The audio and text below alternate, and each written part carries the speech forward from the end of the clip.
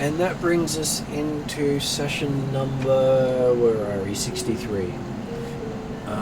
We are currently doing our Wrath of the Immortals storyline with characters travelling to Alfheim to talk to the elves about what's happening with the trees. As to who we have tonight, everyone's online. So we have Jeremy. Good evening, all. I'm playing Hedidia, the Atruaghin clansman who started life as a watchman and lawman for his local clan, and then expanded out to greater clans, but then has since found the faith of the Atruaghin and is now aiming to help the clans reach their spiritual destiny. But currently, he's actually got to go and explore the rest of the world first, so he understands what the world's out there that they're getting involved in for. We also have online Paul. Who is a Sunfey Auburn-haired warlock. A celestial warlock, so he at the moment is at least mostly the group's healer, as well as diplomat and resident pretty boy. And also online tonight we have Kesley. I am playing Lonnie, the human fighter slash weapon master, who came along as part of a deal with Drazzle and has just decided to stick around and figured out that, yep, this is her people, so she's going to stick as long as possible and just make sure that the squishy people don't get squished. That's appreciated. Mm-hmm. Okay, yes. So here's the area where you're currently travelling into. Which using the look of the elves are quite interesting because they pretty much run the gambit. Based on which elements they have. So you can actually be a sun elf using the dark element as your chosen element. Yes, that's the point. Sun elf with fire element. Or high elf with fire element. No, what I was saying is you can be a sun elf with the darkness element. Yeah. You don't have to have the fire element. I know, but that's what I'm saying. I'm clarifying that I'm fire element. Yes. Your character is, yes. Most of the characters are the most common version. Yeah. Only a few people are not. So, you spent last session talking to Redrian, sorting out what possible quests were still left to do after your epic voyage back to Daracon from Alphatia. And you finished last session, I believe, portaling to Alfie. Sounds about right. Yes, we were stepping into the portal. Okay. When you come out, you've hopefully we'll have our comrades following suit behind, like those that are police who take the trees. You find yourself on the ground beneath great trees, where you see above you a village in the sky.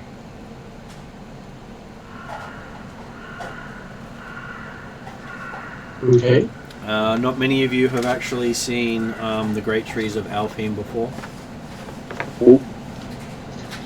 I look in awe as these are the most majestic, biggest trees I've ever seen in my life. They are.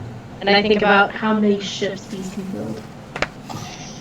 Please don't say that out loud. As an I don't say it out loud. I'm not thinking like I want to do it. I'm thinking like in order to that's my scaling perspective. Yeah. So, in the little picture there, you can see that there are little houses on tree branches. Oh, okay, they're not birdies. They're not birdies, they are houses. Wow. Pettit here, okay, certainly looking up as part of his look around, But It is very alien for him because he's not been in a forest like this before. no, not at all. These open plains. The closest he would have got was Francia. That was the closest, and those trees weren't anywhere near as big. You can see that there are trees here bigger than most of his villages in girth. But he is looking around on the ground level, wondering, is there a Knight's Ribbon in here? Yes, that's where you just came out of. That's right. Okay. So yeah, we came out of the portal in the basement type stuff, just like we were in Darrican. Yep. Yeah. Okay. And it was on the ground too, instead of up in the trees. Yeah. Okay, well, Pettineer will certainly be making the acquaintance of the barman and innkeeper and things like that before we step out. But okay, so you are greeted by an orc in fancy robes. Is an orc doing this normal? No. From my point of view. Well, you didn't grow up in Alfie, you grew up in Darrican, so you didn't actually get to know all the ins and outs of Alfie. Okay, my background said I grew up in Alfheim and then moved to Darrican when I started doing stuff with the family. So did you grow up with the clan, or did you grow up in the city? Because they are two different upbringings. I didn't know there was a distinction. The city one is more cosmopolitan. The clan ones, you generally don't meet any non-elves. Okay, it would have been city because I specified I grew up in the family house and they were in they were senior people associated with noble families. That's actually so in each of the city. clans.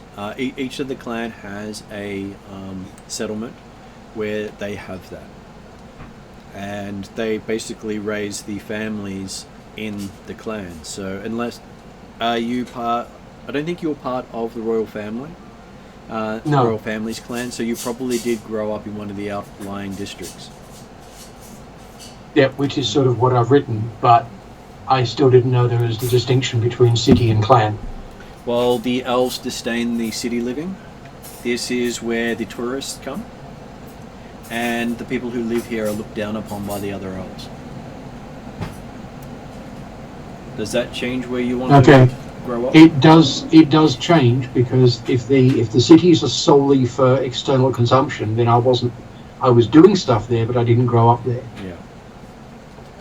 It was basically Because where elves come where they have to, not when they want to.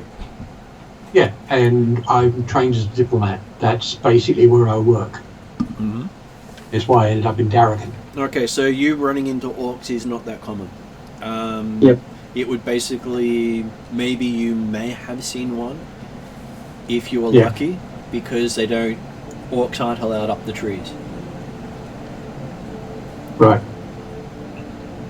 And unless you were slumming it, you never met them. Yeah. So for you, this is a rare thing. Yeah. And that's actually by the law of the city. So he greets you in almost perfect Elvish. Yeah. Well, I'm not going to make any surprise or anything like that about who he is.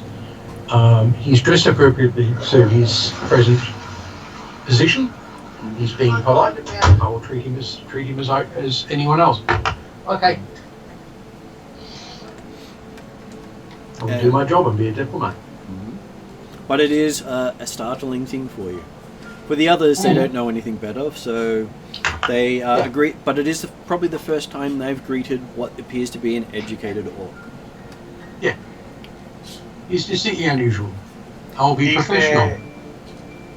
Is there anyone else in the common room area or anything like that? In the common room, you see a couple of dwarves, a halfling or two, a few gnomes, and maybe a centaur. And are these people who I might have seen at other like with Recreation's Investigation Bureau type stuff? Do they look like they're the type of people?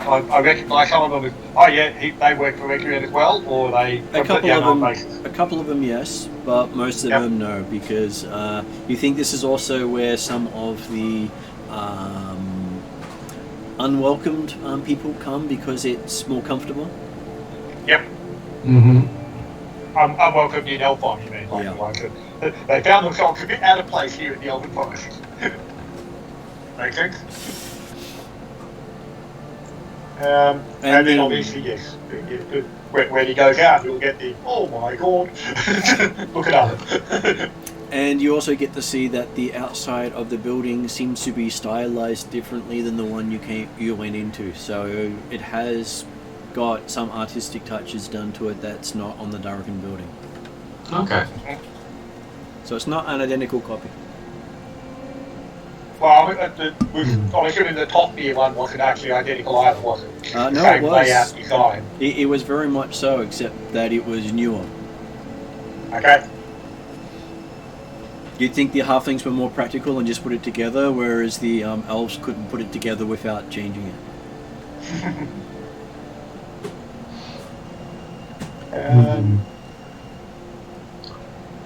Something they've been known to do. Go ahead, Paul. From my knowledge, do I know where in Alfie we actually are? You are in the outskirts of the Alfheim city. Yep. Sometimes known as Alfheim town, because city just seems like it's too big a name. Yeah. And you are currently. They didn't want to dignify it that much. You are outside the trade gate, outside the city itself. So it's not actually on premise. Yeah. I will describe where we are to the others so they've got some context. Is there a road leading into this gate? There is a road leading in. There is a gate there, and you can see quite a few militaristic looking elves watching you carefully. Mm-hmm. These are the guys who have shining armor that just draws your attention to them. Which, for Paul's reference, meaning these guys aren't the threat. Yep. These guys are basically hiding you from what will take you down if you attack them. Mm-hmm. Yeah. Yes. I'm not going to worry about telling them about that because, well, these are good people and won't cause that sort of trouble. Except Drazzle, who can do it on his own. Yes. Okay, so... No warning's going to be useful, so I'm not going to worry about it. He's probably been here anyway.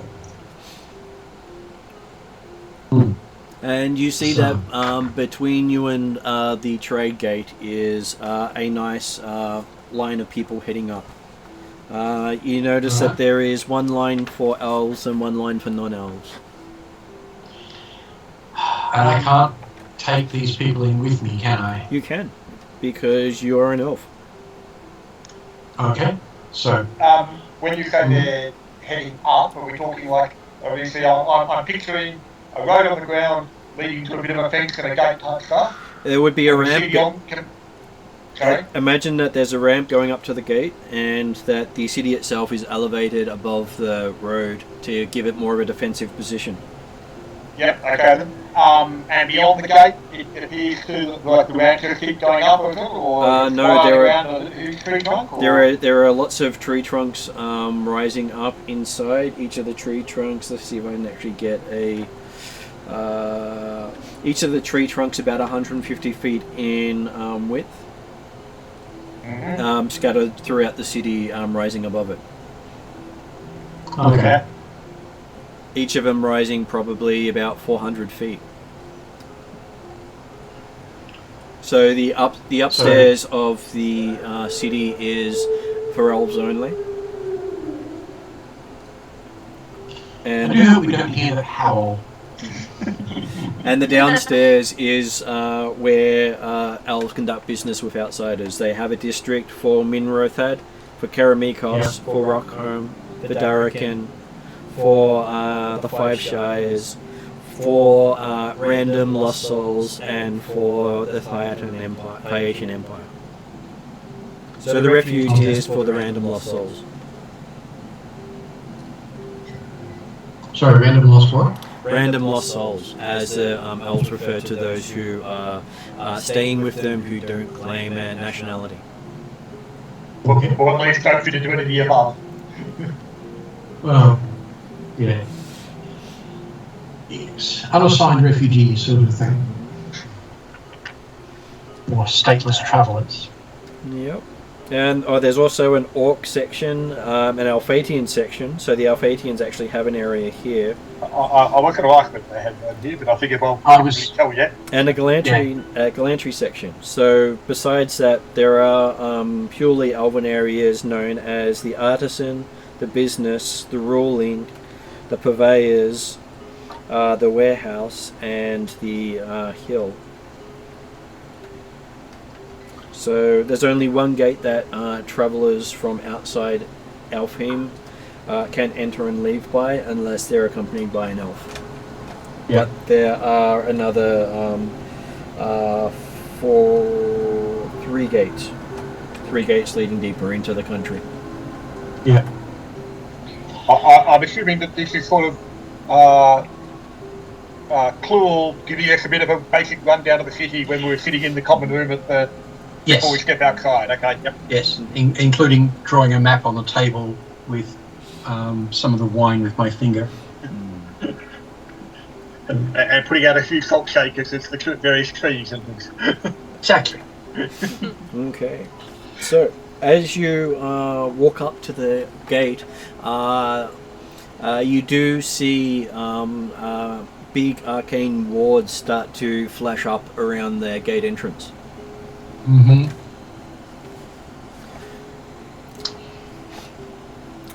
This is not something that you've seen before, Paul. I was about to ask, these are normal? Or No, they are basically what you've heard of in times of war. yeah, well, considering there's a lot of conflict on, I'm not really surprised.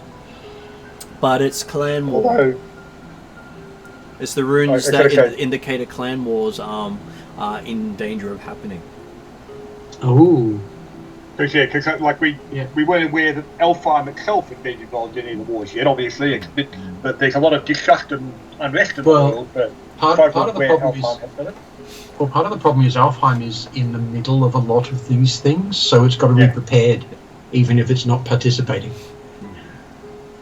And Alfheim's pretty well surrounded. Well, he's surrounded, isn't he? it is completely surrounded by. If I show you the basic map, Yeah. you can see that. I've got a copy of that one. Well, this is for the party to see. So that little red dot there is the only place that non-elves can get to on that thick road. Yep. Mm-hmm. Yep. And it's the only main clearing they know of. All the other settlements are for the clans. Trees. And the red X's are places that elves send the people they don't like. Yeah. And the head of your questioning plural. So is Alfheim the place where these trees of life exist? The trees of life are scattered around. From memory, Martin, they're Each clan has one. centres of settlements, of elven settlements. Every clan has one, and every settlement is based around a clan. Yep. Yeah. So they're clan stronghold locations. Including Alfheim? Including The Alfheim. Okay, which clan controls city Alfheim? itself, I don't think the city's got one. It does. It is the, as I said, it is the ruling clan of Alfheim itself has their tree here. Which is why the only way you could have is if you were a wood elf. Yeah. Because this is the wood elf domain. Yes. So yeah. A lot of them don't like me very much. And you recognize the rune as the last rune that appeared on the sword you picked up. Yeah. Oh, gold. Oh, dear. Fine. Well, I'm obviously going to have to go, at least something I've got to do, is go and talk to someone reasonably high up in the ruling clan and show them the sword I presently have. Okay, at the gate... Because finding that's pretty damn major. Yep. Sorry, at the gate? At the gate itself, as you step up to it, you can basically see that alarms are going off all over the city. All the trees are on high alert. You have a feeling it's because you've carried the sword up to the gate of the town. Yes. I look at the others and say, that's going to be what I'm carrying. We're going to have to sort of step aside and wait for people to turn up. I was going to ask this, do the guards on the vetting entry, do they react to the alarm and or in the sense of they weren't expecting the alarm to activate or expecting it? They have a look of shock and they are basically barring entry as you get closer. You see that there's a build-up of no one being allowed in because the wards have been triggered. Yep. But they're not. They obviously they're not actually aware of exactly why the wards are triggered. Like these guys here. Yeah. I've not been pointed out. There's just an alarm. Yep. I will, if I can, catch the eye of one of the guards or the guards leader. If not, I'll use a spell to call attention to myself and get one of the guards to come over and say the alarm's probably for me. Okay, so you see the captain of the guard. She strides over. You have met her before, recognizing her as someone who chastised you many a time as a young child passing through the town. Yep, well... As you imagine, every child gets chastised one time or another. Yes. Oh, yeah. Yes. I wasn't a particularly naughty child. I'm not special that way. Well, look at it this way. If you weren't naughty at some point, you would be special. Oh, yeah. And I'm sure that this woman made you feel special at times. Maybe. Well. So, Paul, would you like to name her? Yes. Oh, I would have to go and look up actual elf names to make that useful.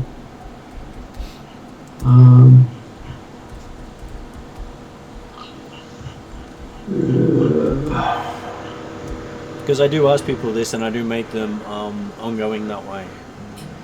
Yeah, which is fair enough, but... Okay, so when you see her, she has shiny gold hair that just radiates in the sun. She has the smooth brown skin of one of the elves of the Earth domain, and really almost like emerald-like green eyes. Hold on.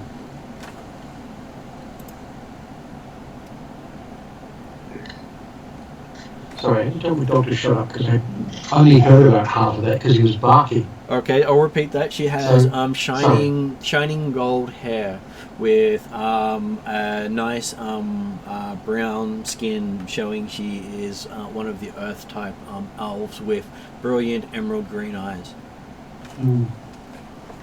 And she is looking at you rather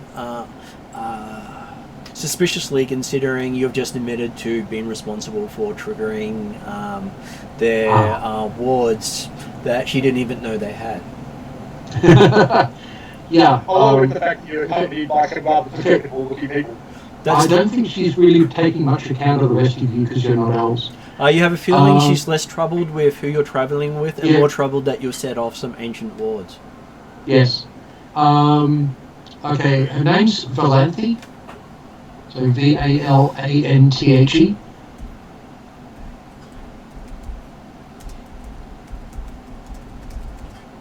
and surname is Liadon, Liadon. Yeah, just known to everybody. She's captain of the I trade will- gate. Yep.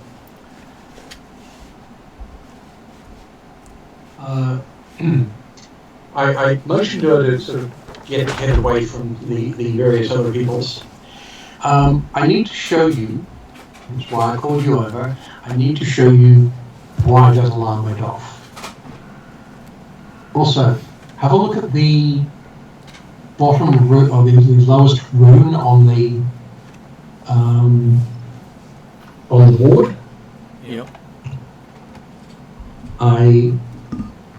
Facing away from the crowd and using the others in the group as cover, I will, being careful and facing away from her, or sorry, partly away from her, draw the sword and point out the bottom rune on the blade. Okay, give me a perception roll.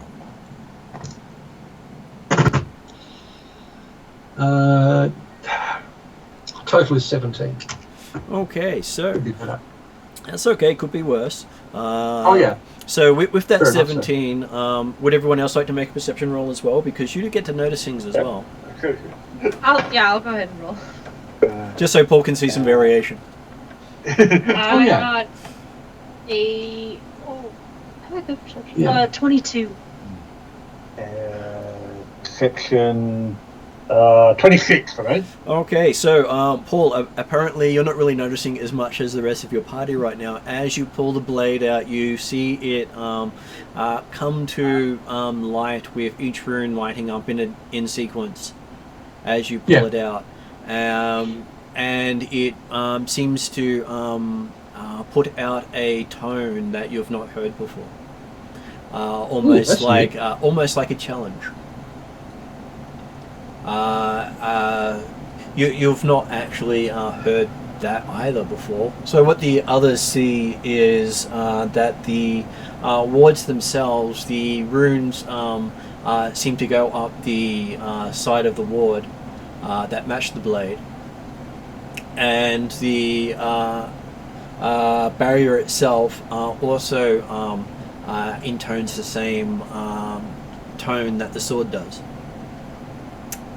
Okay, well, it's fair enough. I didn't see that because I'm looking at the blade. It's the more hearing that was the important part in that aspect. And No, that's fair enough. she looks at you in horror. The tone is, and the whole alarm system, it's definitely a sound that gives the impression of warning, alert, as opposed to welcome. It's a sort of almost like a sounding of a trumpet for calling someone out. Imagine So that. it's almost the challenge type, like a bugler type of thing. Is that what you suggested? Yes, it comes very close across like a bugler effect, as if someone has issued a challenge. Okay. Yes, and the wards have responded to that. So I look her in the eye and say, could you please get somebody from whatever the name equivalent to the palace? She says, someone will be here shortly, considering you just challenged them, she says. Well, the sword did, but she says, done that before. well, no one's brought such an artifact within Alfheim in many centuries. Yes. She says she is actually quite surprised by it. Yes, well, I was surprised. The item has certainly been locked away for a long time. Unavailable for a very long time. Okay, so Or a very short time. Well, its runes give its history. she says she's sure that the Eredil clan champion will be here shortly. Ah. As you have just summoned him.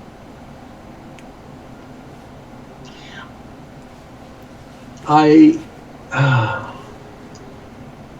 was hoping to also ask for a historical specialist of some kind. He is a specialist, she says. Oh, I know he's a specialist, but he's not a historian.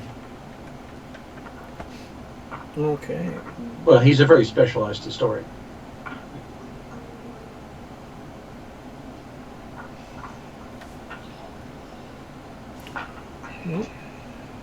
Okay, so Has the lady actually particularly acknowledge our presence at all, or is it just focusing purely on Cluel and the sword? She's definitely focusing on Cluel and the sword, because that's basically her job. Absolutely, that's right. But was more just confirming that we're purely bystanders at this stage. Well, given that both the sword and the wards sounded at the same time and made the same sound, everybody's looking at me right at the moment, and all of you are being ignored.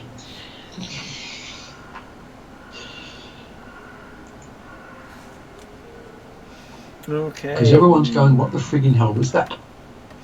So, you see one of the oldest elves you've seen, that you remember seeing, someone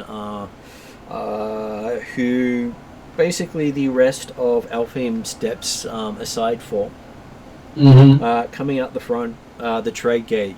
You've never heard him actually come out the trade gate before. Yes, well, they're not going to allow me inside, so he has to. You recognize him as Gilfronden Erendil, one of the king's family, and general of the army of Alfie.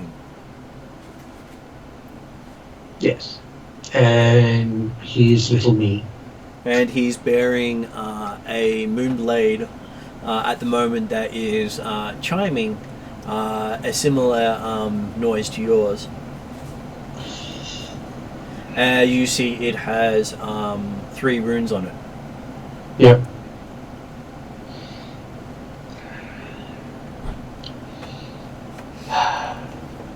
Okay. How many did you go have again?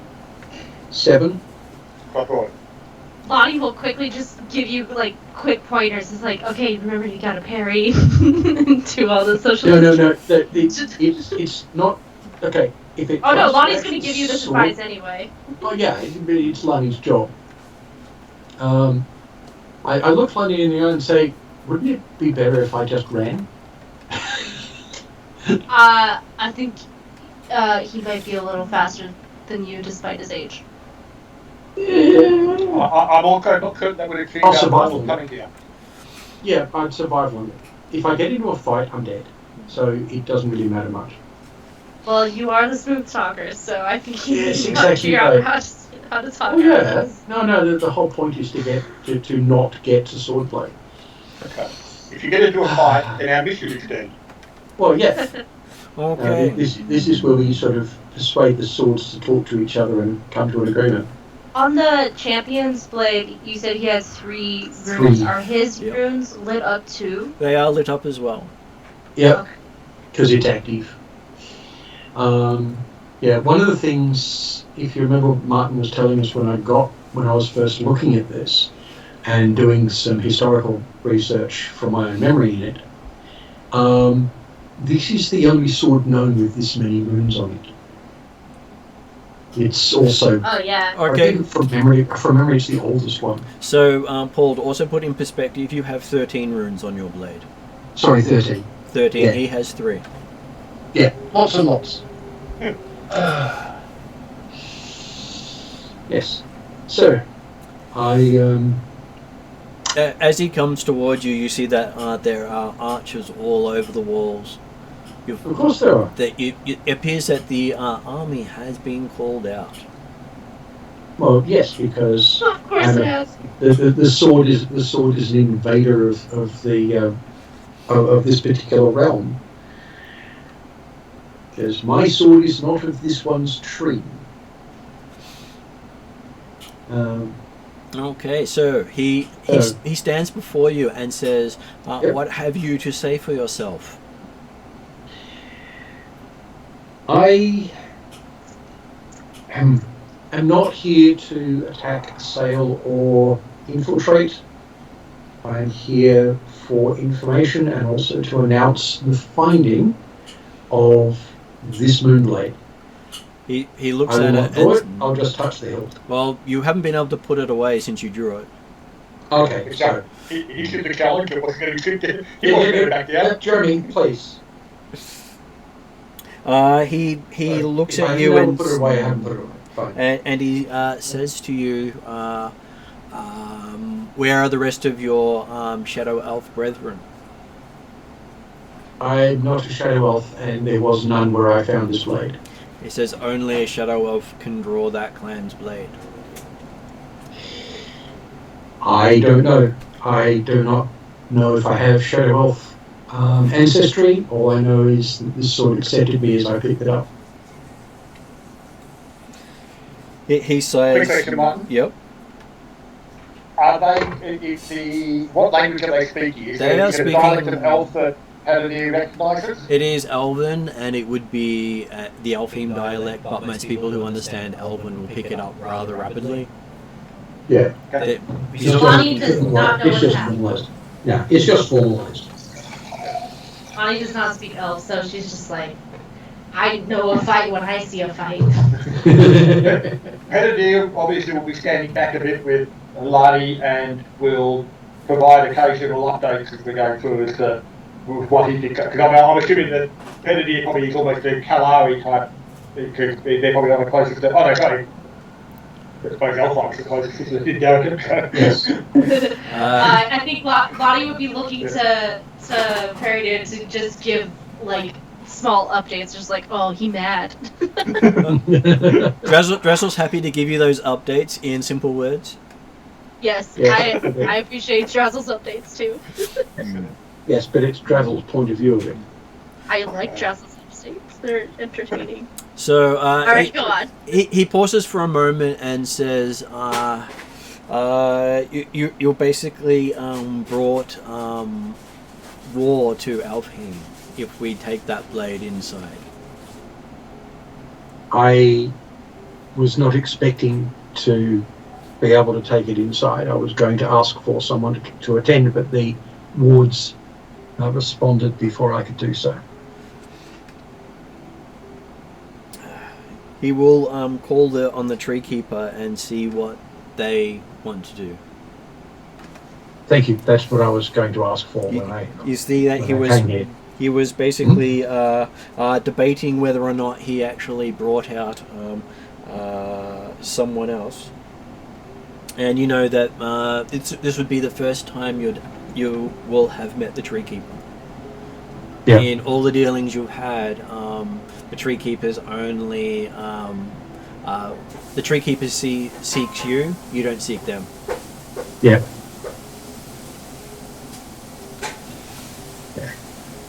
We're usually busy communing. Okay. So does that mean there's a pause while they're waiting for the tree keeper, or? Yes. There is a pause, but you don't think it will be too much longer. As No, okay. as you Hannity see will just a bird come down in the form of a raven and land next to the general and grow up into a rather tall-looking elf with long black hair, very black eyes. You can see they still have the white, but their irises are basically shade of different shades of black, and the skin Yes. has a sort of dark texture to it. Yep. And Give the same. Sorry. he looks at you and sighs greatly.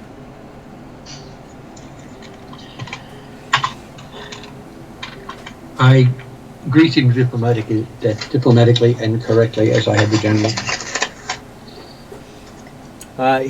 He switches to common,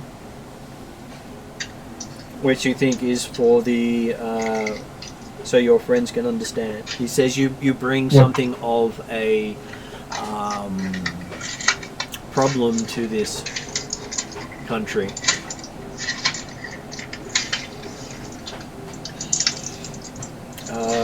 Historically, the clan blade that you carry no longer exists. It has been out of commission for a long time, certainly. Oh, if the clan doesn't exist, the sword doesn't exist. Mm. Well, we suspect Well, that then. this sword has been lost in another universe for quite some time. The clan It was outside this world when I found it, yes. The clan itself has been written off longer than Alfie has stood here. So it was thousands of years ago that was struck from the records. Hmm. Maybe they ran out of the world and took the sword with them, but I found it there and here it is. Does this mean that the Shadow Elves are going to come back, or they recreated, or which? He doesn't know, but it does give them right of abode in the nation of Alfie. What does it do for me? How do I respond to this? You are now part of whichever clan that belongs to. You have been claimed by that clan as a true descendant of that clan. So until any more turn up, I am the entirety of the Shadow Elf clan. He says there would have to have been those living, even if the sword is in another world or dimension. It is still connected to its people. Yes, and until they turn up, though, yes. Or until So you return it to them. Or until you return it to them, but that again poses the problem of basically you are a challenger to the throne of Alfie. Is it possible for me to, at least for myself, to formally step away from any such possibility? Because I'm willing to do so. He pauses and thinks about it. It could be done, but it has a price. Because you are technically of another clan. And a clan that doesn't have a home here.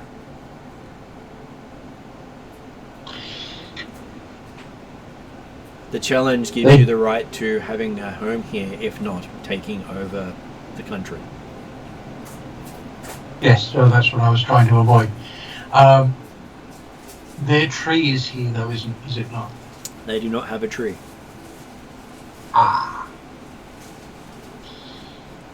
So they would have to claim one. There are only and there isn't any spare ones. There are only 7 known trees of the 10 known clans. It is in fact why we're here. We understood that the trees are in danger. Maybe this sword is the danger. He looks at it going, it could possess, it could be a reason behind it. If you will wait here, he will go consult with the tree itself and hope it speaks to him, as it has not spoken in many months. It seems to have lost its voice. And just trying to think about like as a character, we've been the time that we've come back from Etienne's tomb, i.e. back into the world again. Does that happen to coincide with approximately the time when the trees might have started dying? It does. Or was that actually the trees were apparently dying before we got back, I think? You think the tree started dying at the time magic seemed to stop? Yeah. The day the air fleet fell. Yes. Which okay, certainly not. It didn't occur with our return. So. No. It was just You're sort of close to it. It was a couple And months someone after. else's fault. Yeah, it was a couple months afterwards. Yeah. Well, okay, so are we all left standing around on the pathway while the tree keeper goes back to talk to the tree? You are Well, left. yeah, well, they're not going to let me inside. Well, the point the idea whether or not we end up at a off to the side so that you allow people in or out, and or Yes. whether we're escorted back to the night river inn or something. You did move off to the side already to talk with the. I drew us all up. So, yeah. Okay, so Sorry to interrupt. as you sit there and wait, you do see quite a few different elves coming up to the battlements to look on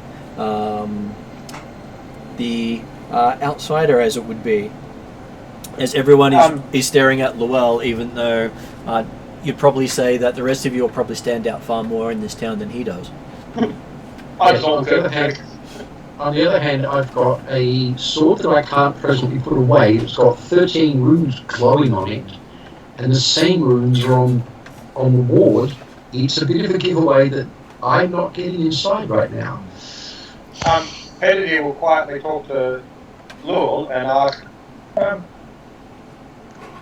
does this sword have any connection, or your ability to wield the sword have potentially any connection with the angel that escaped from the box that we found underneath the Atruaghin palace?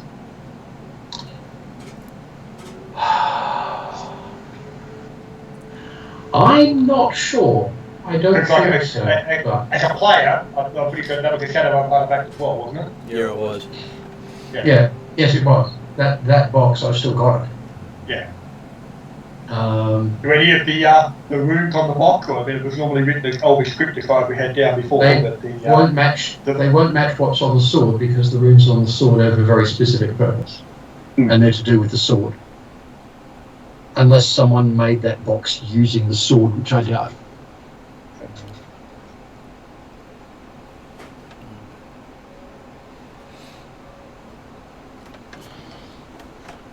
Okay, so what seems like a long time to most of you, except for Llewell, and the equivalent of about 4 or 5 hours pass. Yeah. And then you see the Raven return. So does traffic continue to flow again through the gates? No. While we're off to the side? No? You see that they're basically got their entire army on high alert because they haven't stopped their alert yet. Happy with that?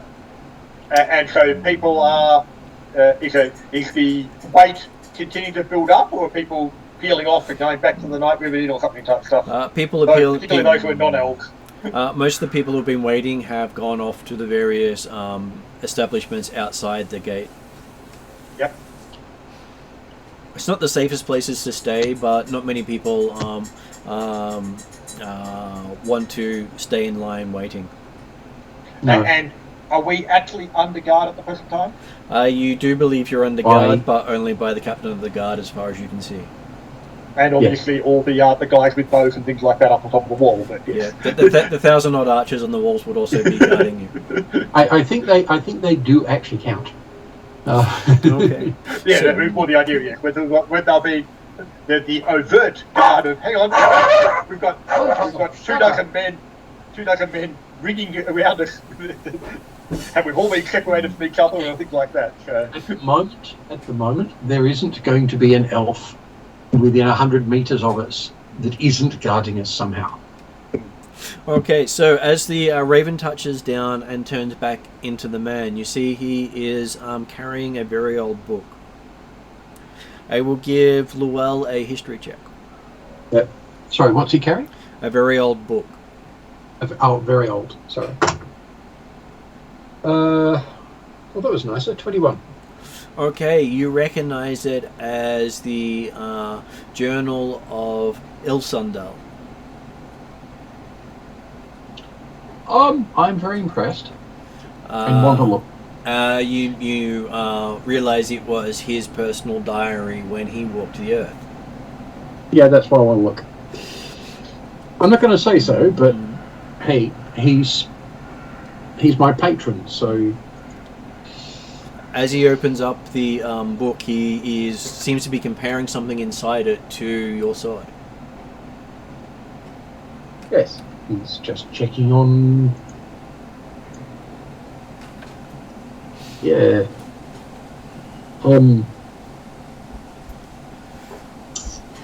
As you look, he seems to be counting out the different runes. Yes. And apparently he only recognizes the first two. Mm-hmm. And he identifies you as the clan champion of clan Cerebril. Celebryle.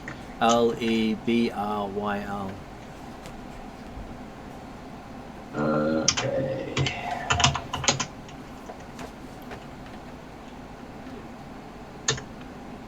Ah. He says somewhere along the line you are a descendant of that clan. And the last time this sword was known was about 4000 BC, so about 5000 years ago. Yes, if it's only the second rune you got to, that's 4289. The next rune is 3835, what I got from inspecting the sword. And by that time the sword had disappeared. Time of Shadows was that one. I would say yes, they went elsewhere. Well, it disappeared before the issues with Blackmore happened. So it's been gone for a while. Yeah. Yes, although one of them is associated with Blackmore, so they had disappeared in that direction. They hadn't left the world yet. Well, from what you know, every rune except the last one manifested on this world. Yes. And the last one is 700 years ago. Thereabouts. Sorry, second last one is 700 years ago. Yep. Hmm. Well, the current year is 1007. To give you some idea of just how far ago it was. So you've had your rune on there technically for about 150 years. Yeah. Because time is weird when you're doing that stuff. And we've gone back in time anyway. Ah. Yeah. Because my rune's date is 845. So it's another 300 years. Odd. Yeah. Many history. Yep. So I have sufficient, not entirely surprised, I have sufficient Shadow Elf ancestry to wield the sword. Or carry it. Which again causes a problem for them politically. Because as far as the elves have been told, the Shadow Elves are more of a myth than a fact. I, at the moment, would prefer to defer to yourselves on how you wish to handle that. I am quite happy to not mention this at all. However, he does say there is a passage in this book relating to when this sword returns, written by Ilsendal himself. I look very interested at this point. He says the champion carrying this blade has a chance to save or kill the Tree of Life. But save is what we're aiming to do. The mother tree, not the land trees he's talking about. Yeah. He prophesies this in the time of the Great Rain of Fire. Yes. Well, definitely saving them is a goal of all of us as a group. It's one of the things we're trying to do. Also, as Ilsendor is my patron, I can't really go against what he has established. He laughs. He says, "Gods are very fickle, and prophecies are only as good as the event you place them on after the fact." I've had a little experience with that, yes. Though the fact the trees are dying, he wrote that when the trees start to die, the champion of the royal family of the first Elven nation would arrive. He says, looking at you specifically. Yes, I do know this is the oldest of the Moonblades. And it was given to the first royal family of the first Elven nation. Yes. Yes, the first rune does specify that. Okay, so he says, sort of sucks to be you right now. But yes. he does have some instructions for you. He can't really tell you what it means. But when the sun rises, you need to leave the forest. And you need to use this star map which he gives you. And you've not actually seen this map before, but it does radiate magic. Yes. Something like this isn't going to be mundane. He gives you a vial of oil known as the oil of sunlight. So from your the oil of sunlight. From what you know of this is the lifeblood of the Tree of Life. Ah. Such a thing is a legendary item in itself. It is possibly more valuable than your blade.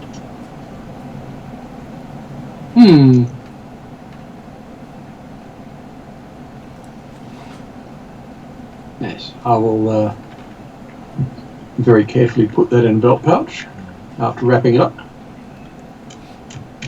Now he says, is there anything else you need provision-wise for your quest? And he says the quest you have is you must catch the rainbow.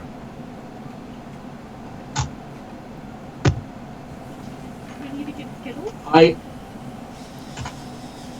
I like that, Kesley. What was that, Kesley? I said we need to get Skittles. That's our Right. Whereas I was thinking we're going around looking for leprechauns, but hey.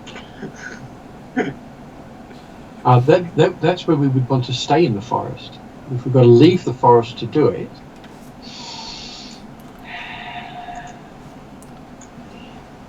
Okay. Is there any further information on the on the quest, or is that the body of the quest rather than just a title? He does say that you will then meet, you're expected to meet Moorcroft, the destroyer who destroyed the second Elven Empire, Kingdom. Okay. Known as the Sylvan Realm, the realm that Ilseldal himself created.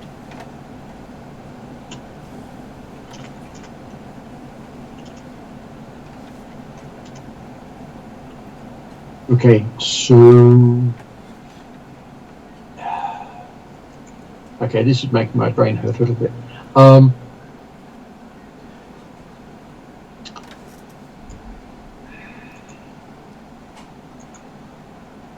So meeting Moorcroft, is that going to be, well, I'm presuming it's some sort of conflict. We don't have to fight him. We'd lose. Possibly. Although we've got... Sounds Well- like your blade perhaps is meant to challenge. Well, that's how long Yeah. it is. Yes, I need to learn to talk to the sword. Or persuade it that it's willing to talk to me, whichever.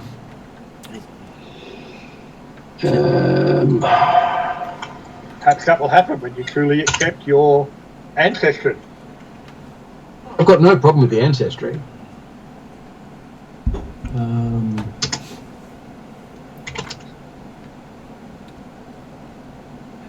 But if we have to leave tomorrow, getting somewhere here and having, say, a bath would be nice. He points to an inn outside the city. Thank There's a you. place over there. Mm. He knows. He got told you came out of. He got told you came out from it when you triggered the wards. Yes. So, Okay. Just to be sure, Lonnie will say, just to be sure I got this right, sir. Leave at sunrise, use a star map, catch the rainbow, meet Mycroft, save the trees. Save the mother tree of life. Save the mother tree. All the trees of life that give the elves life themselves are tied to the mother tree. If the mother tree dies, all the trees die.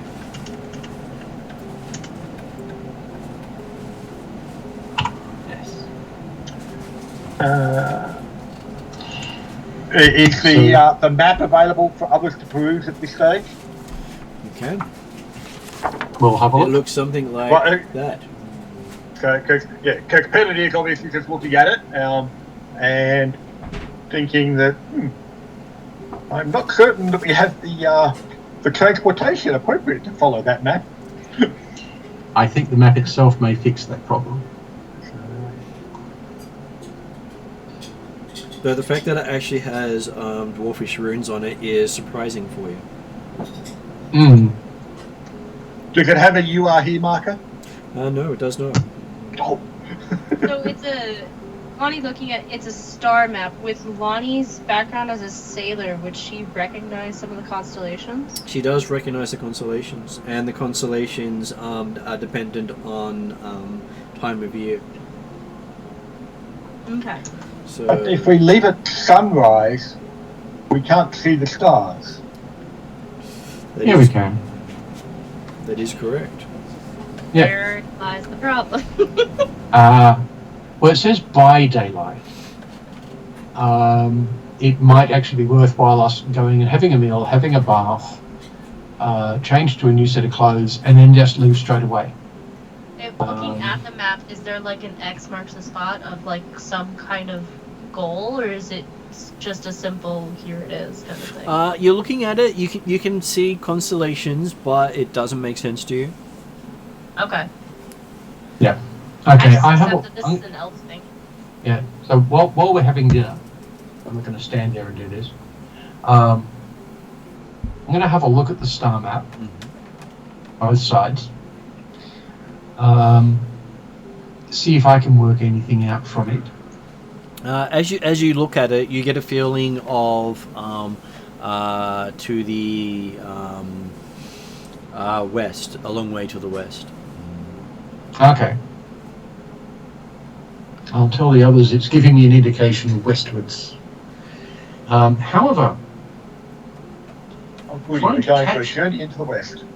yes. Yes. We don't have a water horse or a... We've got a dragon. We do. That's true. And the horse is a dragon, in that case. At least we don't have the pig god. Although I've seen you eat. Good joke. I like that.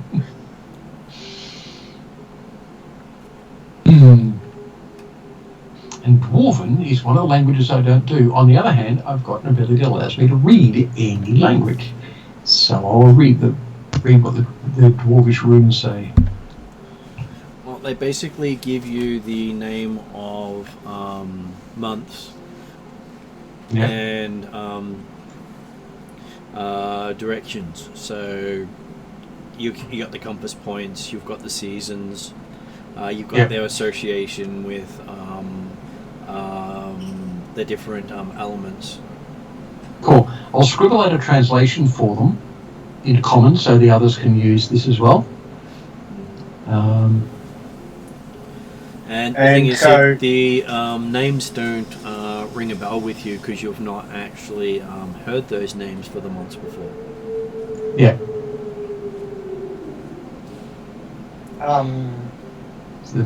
So looking at does anyone have an understanding of, okay, what season/time of year this current disposition of the constellation represents? By looking at it, from your perspective, Jeremy, it's not that clear. But when the world looks at it, it seems to be your current position. Seems to be showing you where you are now. Oh, good, we've got here at the right time.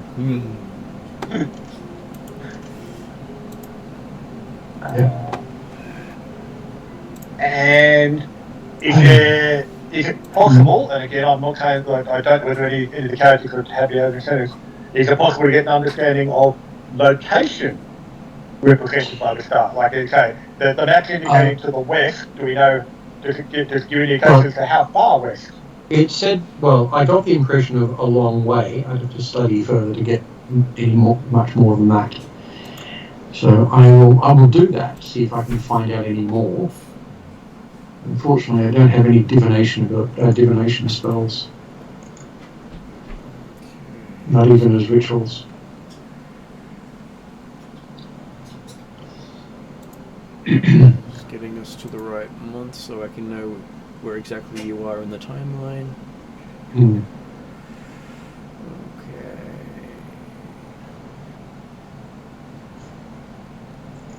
Thought I got you to that point. For some reason I seem to... Oh no, there it is. So you are on the last day of the 8th month, which is the end of summer. Okay. Yep. So that means that you're the month you're in calls itself Sweet Life, and it's about to go into the month of Copperfield, the first month of autumn, and the air month.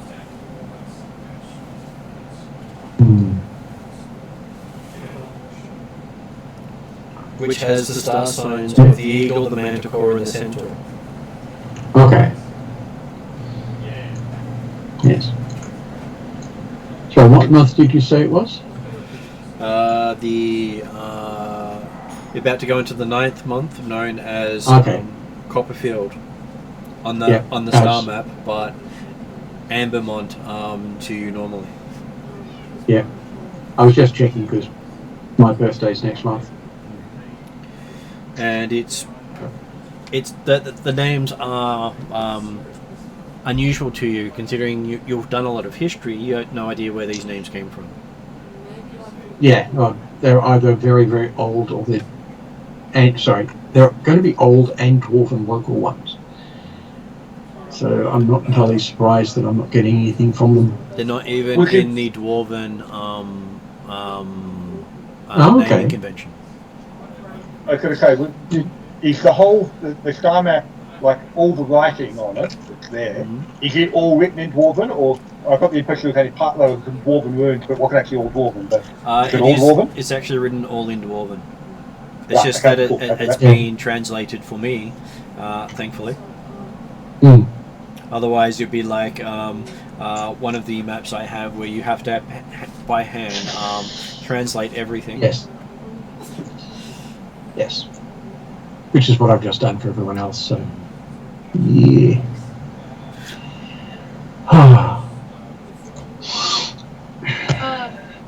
With the different names, would Lonnie just know the common names, or can I do like a history check to see if I know those names? You would know the common names as what they are. The current month you know of as Firemont, as the 8th month of the year, the end of summer, whereas the start of autumn is known as Ambermont, which is really interesting for you. As the so they got the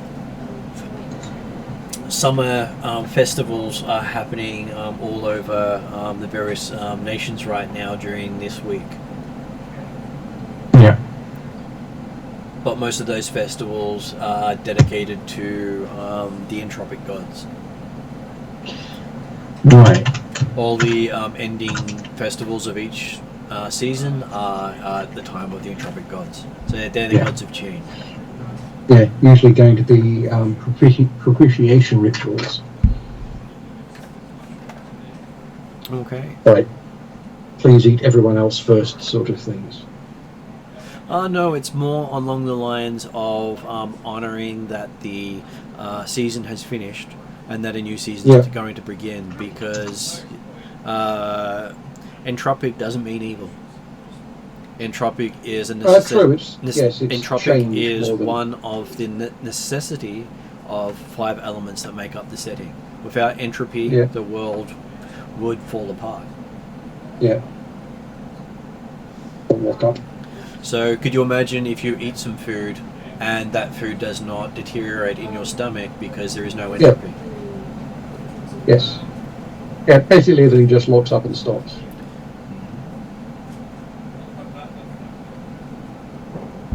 Okay. So the inn is probably the fullest it's ever been in while you're staying there for the night. Yeah. Because I'm assuming that the gates haven't reopened for anyone, at least like while we're in the vicinity, I'm assuming. No. He's already said that everyone's moved away and gone into hotel, gone into various inns. It's quite loud and boisterous, as only non-elves can be. As you see a lot of dwarves having their own impromptu concert halfway through the night. Sounds like my kind of people. Yeah. You hear bagpipes, drums, and various beams of the inn joining into their song and dance routine. Lonnie wholeheartedly joins. Okay, morning comes sooner than you expect. During the evening, Pettidy will actually try and have a bit of a word to the innkeeper, the Orcish innkeeper, and inquire about if he knows what the westernmost Night River Inn might be at the present time. It appears we have to travel some distance west, and hey, I have the list. it might be easier. And like I was going to look at the list too, and I thought, hang on, Martin probably knows the places better than I do in the sense of. Okay.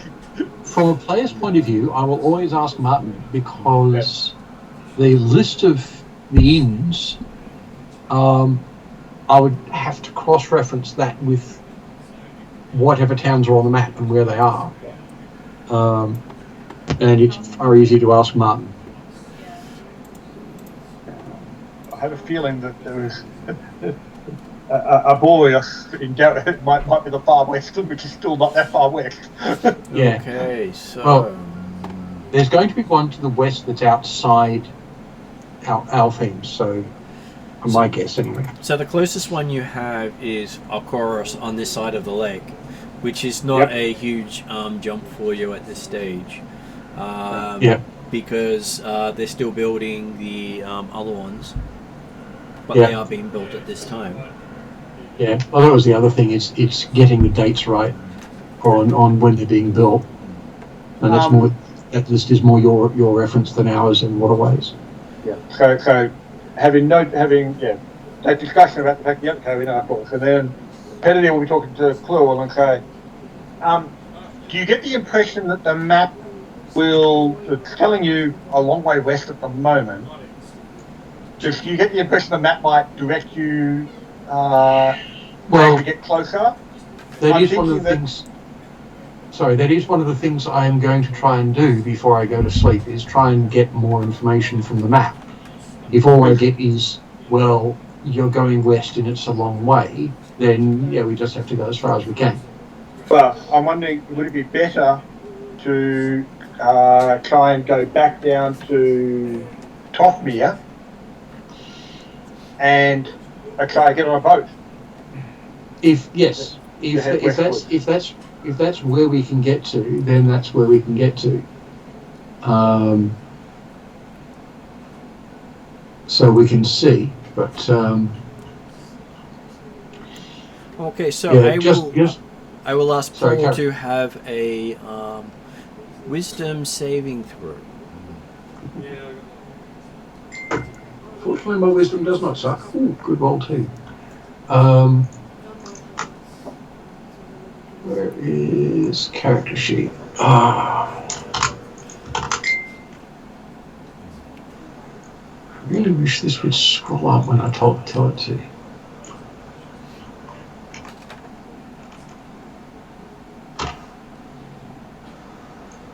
It is really annoying when you're in a document and you press home and nothing happens. I know. Yeah. I get the problem when some of my links are broken because they only work on the computer that I'm doing the work on, not on the general site. Yeah. Oh, this is just working up through my through the character sheet. But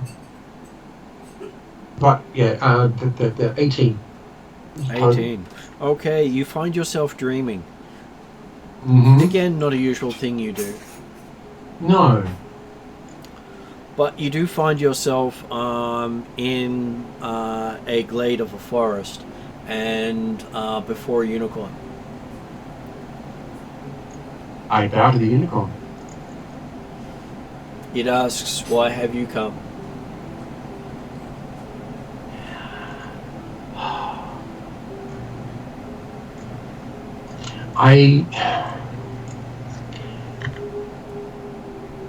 I'd find out more from a map I've been given. You're associated with the star map. And what are you offering? It responds with.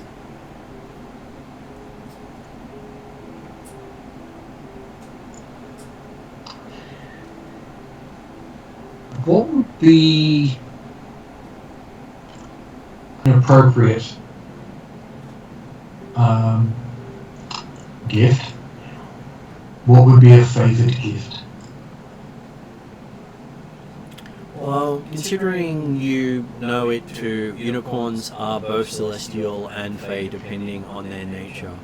And an appearance of a unicorn in a forest in Alfheim is probably a mixture of celestial and fey and avatar of a god. Yes. Well, I'm assuming something along that line.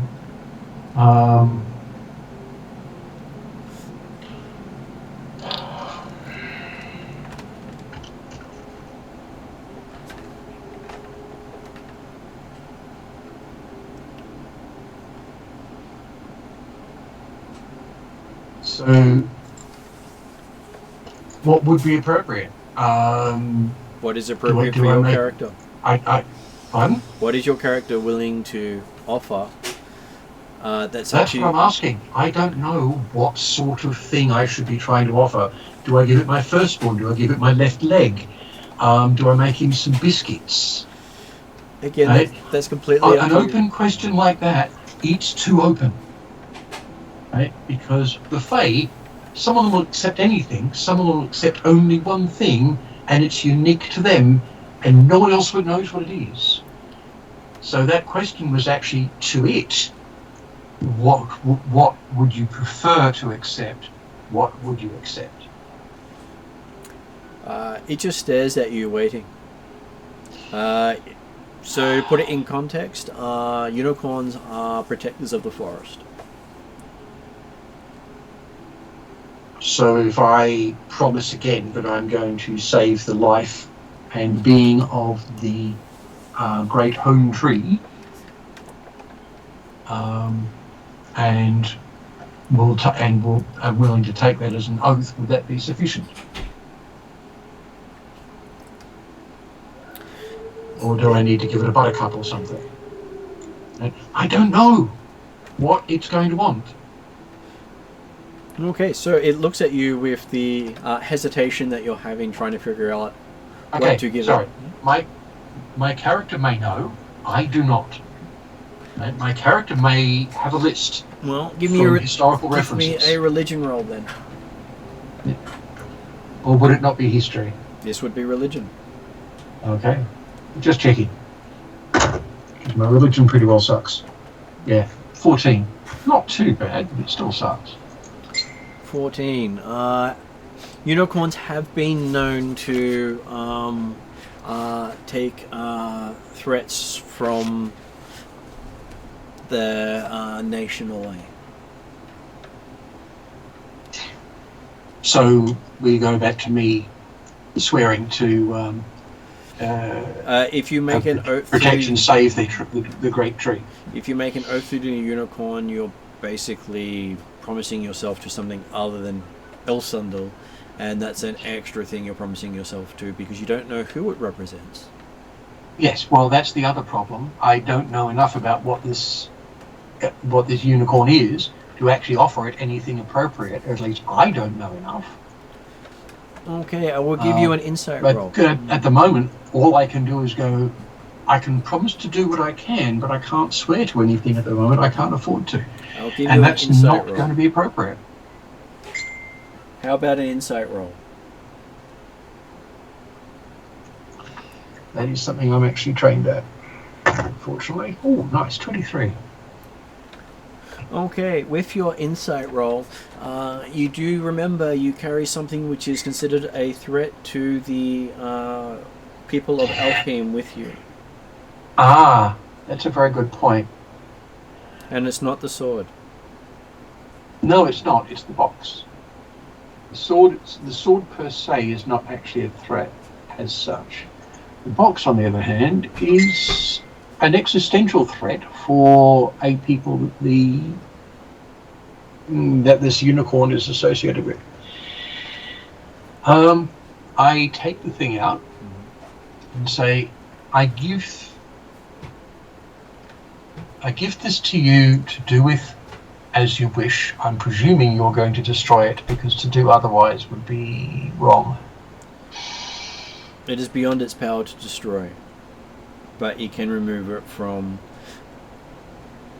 active... Remove it from the world. Remove it from active play right now. Yes. Which is the term it uses, which makes you think that it's basically like a chess piece, as far as the dream is concerned.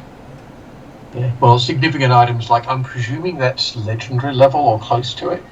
Things like that are always going to be chess pieces. Okay. Then you seem to go back into your trance with the words walk north.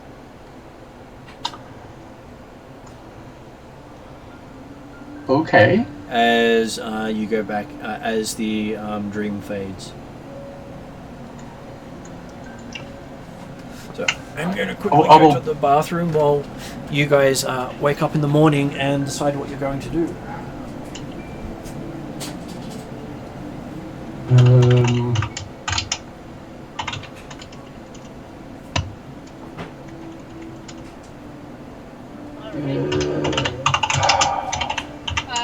Actually, the thing.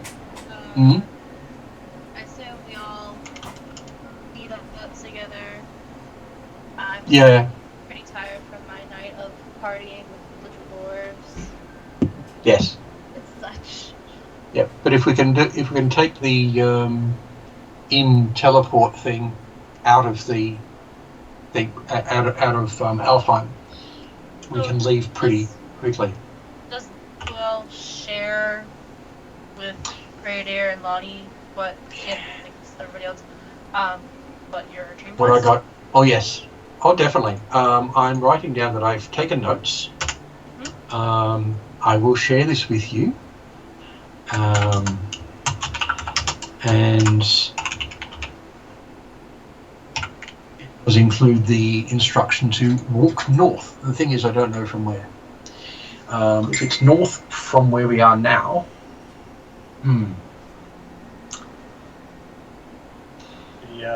Well, but it does know what we're after. Anyway, I've got to go look. okay.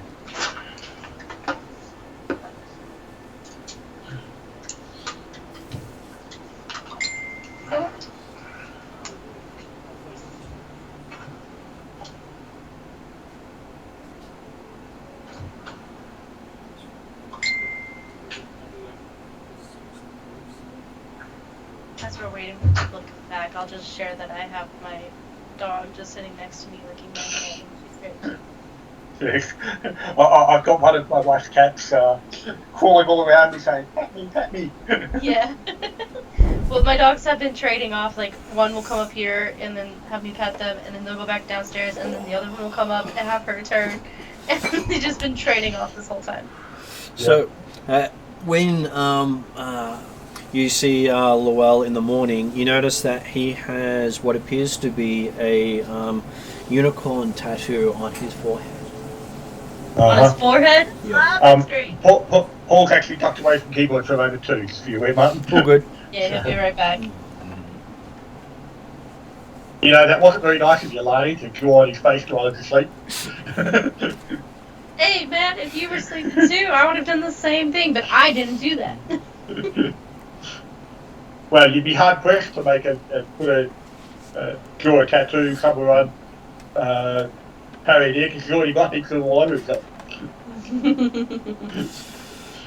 I say, yeah, that's not my art style, unfortunately. Oh, may I ask, what color is this tattoo? Is it like iridescent rainbow? It is a pearlescent white, which stands out on his skin. Ah, very nice.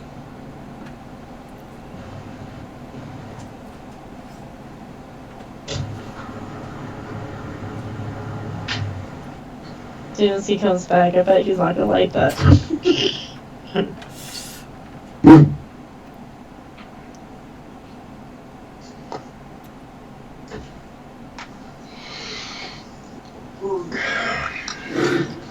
So, Paul, when you're talking to the others, they point out something on your forehead. Oh! Do I need to I'm sure Lowell's already aware of it. Surely he looks at a mirror first thing in the morning, doesn't he? Every morning? No. I wake up amazing. I don't need to check my face in a mirror. Oh, okay. I make jokes with him that I say, I think you might have partied a little too hard last night when I wanted to check your head. So I create an illusion of a mirror on my hand and look at my face. Okay, it looks exactly as you think it should look. Probably better though, because it's your illusion after all. Well, that's why I went for a mirror rather than an illusion of my own face. I will go up to my room and check myself in the mirror. Okay, you see on your forehead is a tattoo of a unicorn's head. In pearlescent white. You have just been given the ability to traverse the forest of Alfie without needing permission. So I need to have that visible. Brilliant. And looking at it, you get the word in your head of, let me see if I get this right, ironbark. Ironbark? Ironbark, one word. Right, so, like the tree. Yep. Okay. And you know that you have heard of this place. It's not a place that you have been permitted to go to before either. Right. Might be associated with shadow elves. No, it's associated with the magic that keeps Alfheim together. Okay. It's a place that only tree keepers and champions may venture. And their guardians. But you qualify as that now. Yes. You've got the sword after all. You have the power. Yes. Do I know enough about the Mark of the Unicorn to be able to take the others with me? I'm going to presume so. Yes, basically it means that you and your party will be unmolested by the elves as you travel. Right. So I won't cover it up. And most of the Fae will also treat you nicely. Most. Still going to be nice to them. I will go back down and tell the others what the symbol means. Ah, you too have been marked by the ancestors. Sort of. Truly, you must be blessed. Oh, I've definitely been blessed. I've been blessed by one of the powers of. I've been blessed by one of the powers of Alfheim. So yeah, that's actually a reasonable description of what's going on. And so do you actually describe your dream and everything like that? Yes, I did say I was doing that. You may not have been here at the time. Well, it was more the idea. We clearly described you saying you're doing it. And thought, hang on, it might change it when you realise. Hang on, the world woke up a bit different than I thought. Yeah. And so then, yeah, okay. So you describe the fact that Unicorn told you to walk north. Yes. To a place called Ironbark, apparently. And so I'm assuming you're not suggesting that we're taking the teleportation circle to Darrick or anything like that. No, I'm supposed to go to a place that's actually inside Alfheim. Ironbark, except we're supposed to have left Alfheim by then. I suggest we leave immediately. The sun is starting to peek over the horizon. And what was Lani saying?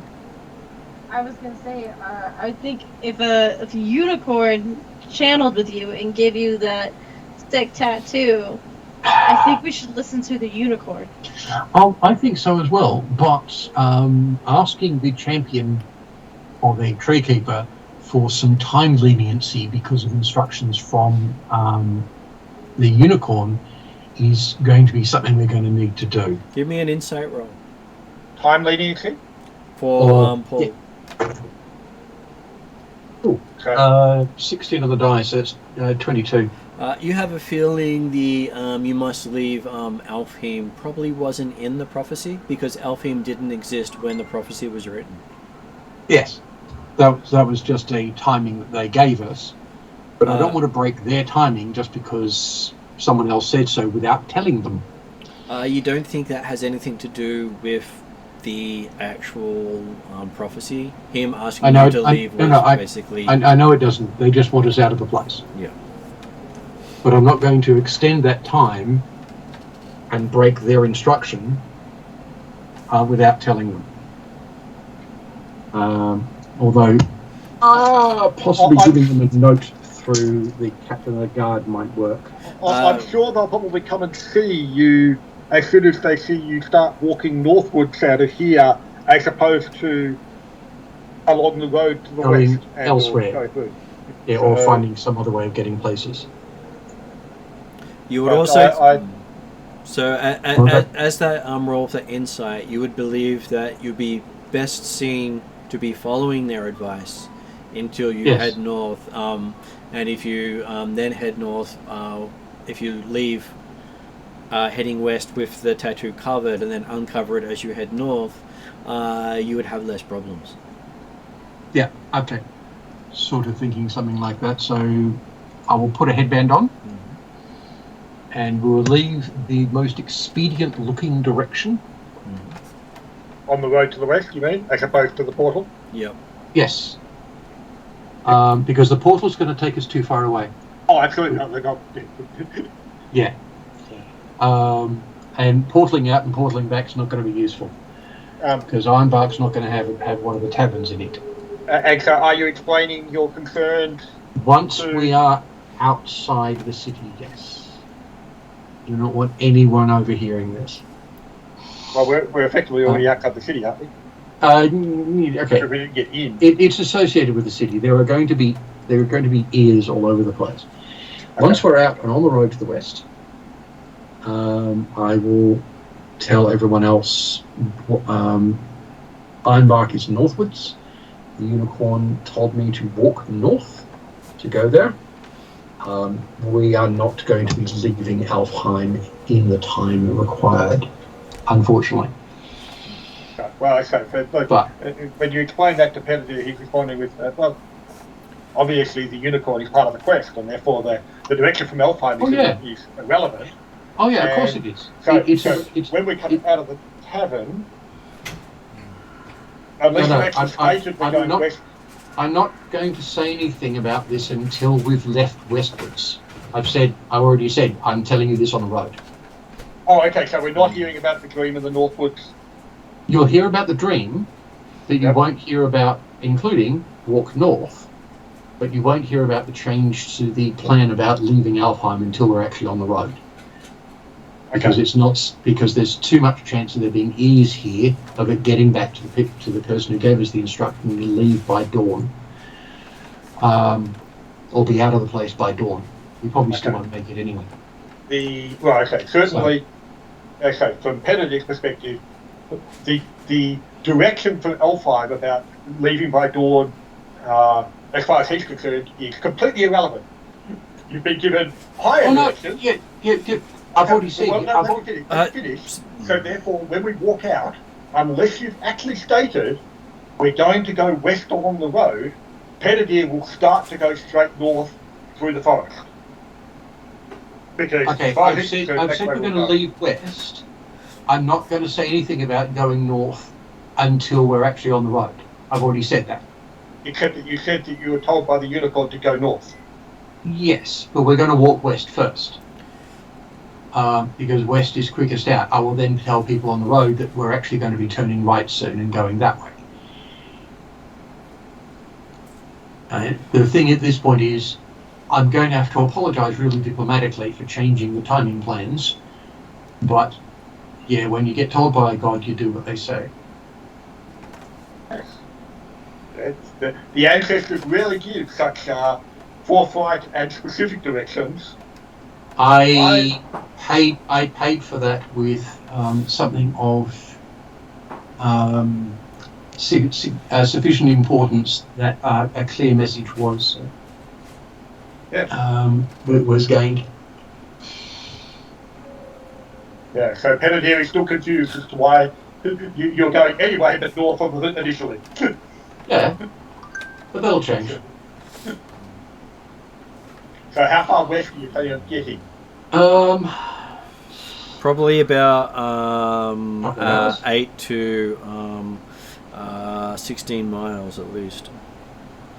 Yeah, next hex over. And then go north. Take the headband off and turn north. Sounds like a plan to me. Yeah.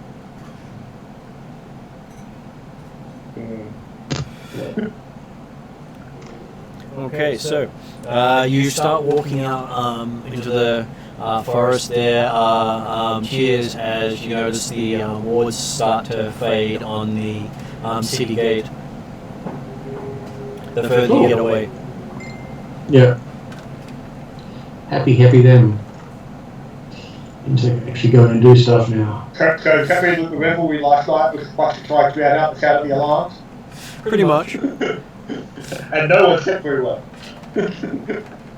Well, Llewell did. He actually had a dream. True, yes. Well, Well, I'm an elf. That's unusual. On the other hand, I've had a few of them before, so you might be getting used to it. Okay. we're obviously back in France here. That's what you said last time, was it? No, well, actually, I did have one then, but I've actually had a couple before that, and all of them are some god talking to me. Okay, you realise the fact that you're a direct descendant of the progenitor of your race. Yes. Not surprising you'll be communications. Yes, well, I've also had communication or spoken to Mazikeen, Ilsendor, and at least one other god.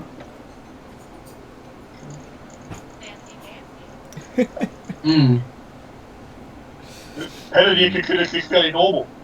Ancestors talk to you all the time. Yes. Well, they communicate with the tribesmen all the time, so. Yes, but I'm not an ancestor speaker to my people, except possibly I am now. Okay, as you are traveling along, Praedir does hear a raven talk to him.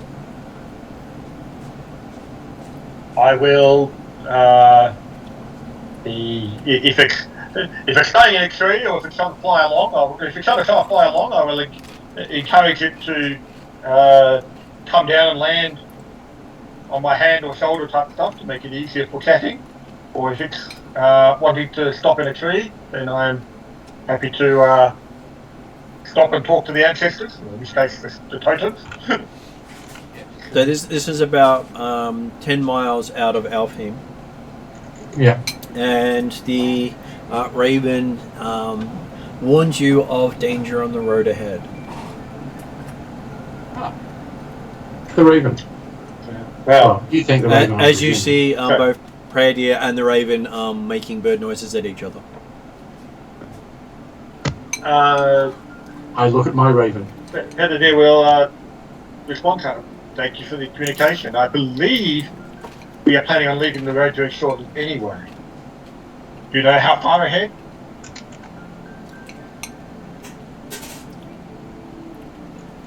It gives you about 200 beatings of its wings. Okay. And does it give any indication of what the source of or danger is, or the number of entities that might be causing danger? Great evil, it says. That doesn't want you to succeed. That might be my problem. Well. So I believe we may just step off the pathway to the north then, in that case. Thank you for the warning, but Praedir will explain to the others the fact that, yes, there appears to be a threat just waiting over the hill. Perhaps it's time to follow the unicorn's advice? Yes. Or do you want me to scout ahead and see if I can spot the source of the evil? I think just turning right and going that way sounds like a good plan. Because so I'm assuming that Praedir can make a reasonable estimate of 200 beatings of the wings would be of the order of a mile or two type stuff? About a mile or two, because ravens are very good at gliding. Mm-hmm.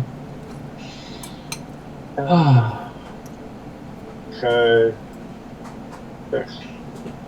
I don't understand why we've gone this far west, so perhaps it is appropriate time to go north. Or even northeast. It was enough west to be not visible from anything in Alfheim City. Okay.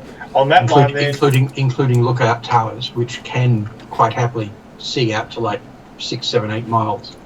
On that line then, as we've been travelling along, Praedir has been looking out for any indications of people following us or watching us leave or things like that. Mm-hmm. Give me a perception roll for Praedir with disadvantage. Disadvantage, yes. 14. You don't notice anything along the ground following you. Cool. So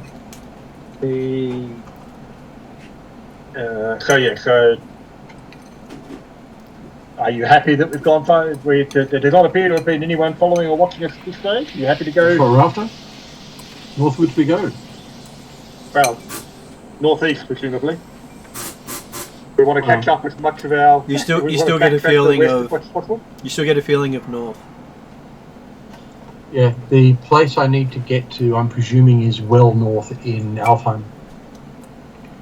Okay. Okay, so as you take off your covering, around you see like little pixies hopping up all over the place, and a mist of sparkles surrounds the party. I greet them with a cheery smile.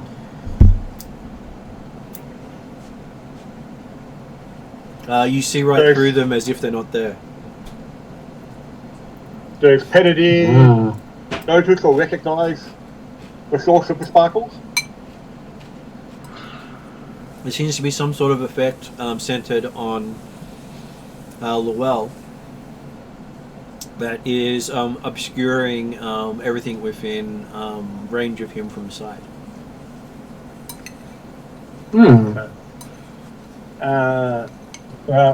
Penedy will encourage the others to move off to the north, and he'll actually aim to clear your tracks and make an impression of tracks continuing on a bit further yet. As you look, there are no tracks leading north.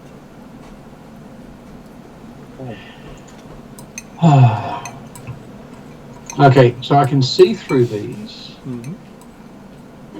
I look around. It doesn't seem to impede your vision. It doesn't impede my vision at all. It does not impede your vision at all. Okay. Have we been leaving effective tracks along the road at all, or are they tracks that effectively there's enough traffic that it doesn't make any like this? There's no way people would necessarily follow our tracks easily. Well, as you look, it appears as if your tracks are continuing along the road, as the rest of you appear to also be walking down the road. Right. Okay. Well, in that case then, potentially surprisingly quickly, Penedy returns. Yep. And says that, oh, well, it would appear that you have support in your subterfuge.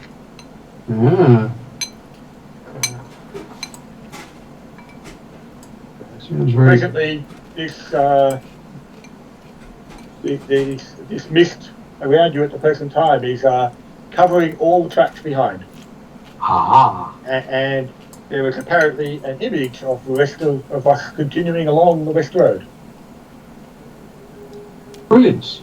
I wonder if it'll go for long enough and it'll activate the threat that was ahead of us. Give me a perception roll. It would be an amusement. What was that going on? A perception roll. 13. We got a 3. What about Llewell and Lani?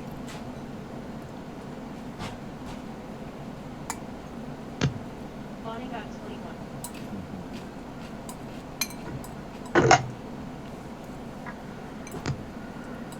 21. I think I got 23. I'll just double check. I will give Paul advantage because this is something he will know. One scroll up, yes, make anything. Right. The mist or the creatures that apparently appeared, does Penedy recognise them at all from a nature perspective, or they're not ones that would actually have been in his previous experience? They are very much trickster spirits. Yeah. Yeah. And they're working for us right at the moment, which is nice. So what did Paul get? Yeah. Oh, that might be. Sorry, looking at a map. Yeah. You just doing perception advantage at the moment? Sorry, yes. I rolled 16 twice, so it's actually 22.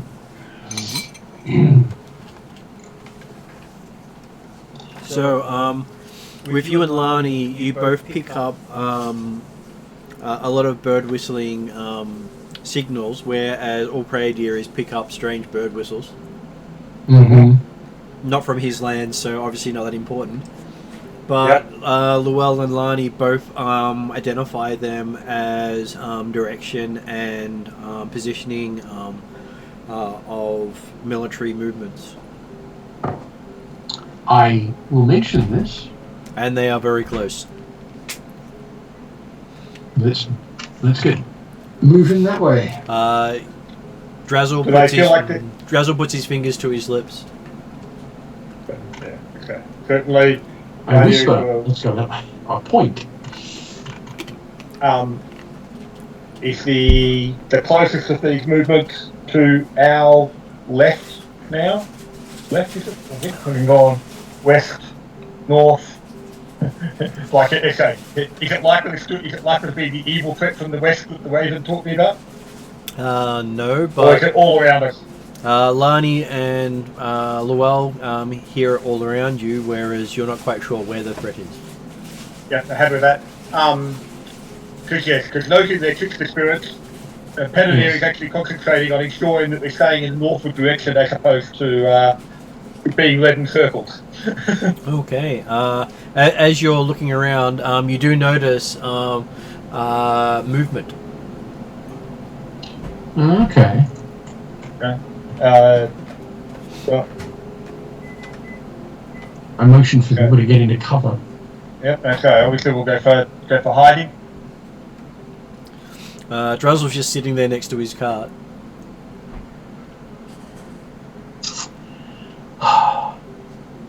Well, Penanier is certainly ducked off to the side to hide, and he's got his bow drawn. So. Okay. As you see the movement coming, you see Elven Hunter in full camouflage gear coming out into the open, followed by another and another. And while you're watching, you probably count at least 20 coming along a forest trail you can't even see parallel to the road. Brilliant. They are looking all around them, but no one seems to see you. And you hear signals from the trees above and from the other side of the road.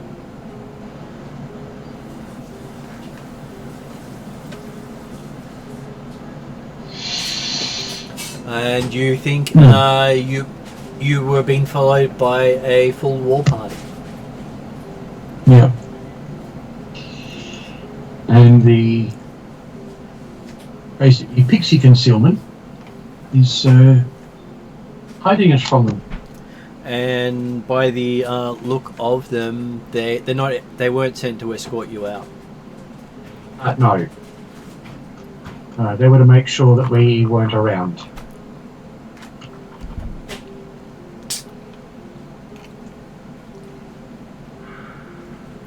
Takes about an hour for all of them to pass. Yeah. And then you hear the whistles start to get further and further west. Okay. We'll keep going for another. And what was Lani saying? Because she's a bit quiet at the moment. Yep. Oh, I was just going to say that Lani was quiet during this whole process of them moving about. I was meaning you're also quiet because your mic's low. Oh, yeah. Yes, Sorry. your audio is rather low. Speak more into the mic. Yeah, nothing significant, just being quiet. Oh, that's better. Yeah. Okay, so yes.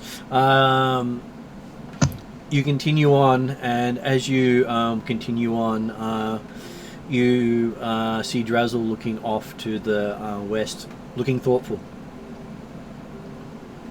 Drazzle. He looks at you. And what's of interest over that way? Dragon. Okay. Is it something we need to worry about? If you go west, yes. Yeah, well, let's not do that. He wants to stop you. Yes, but if we don't get where he is, that's not much of an issue. One hopes. Okay. So if we keep going north under the cover we presently have. As you continue north, you do notice that you lose all sense of direction, as the trees themselves seem to change the direction of the sun, the quality of the light, Okay.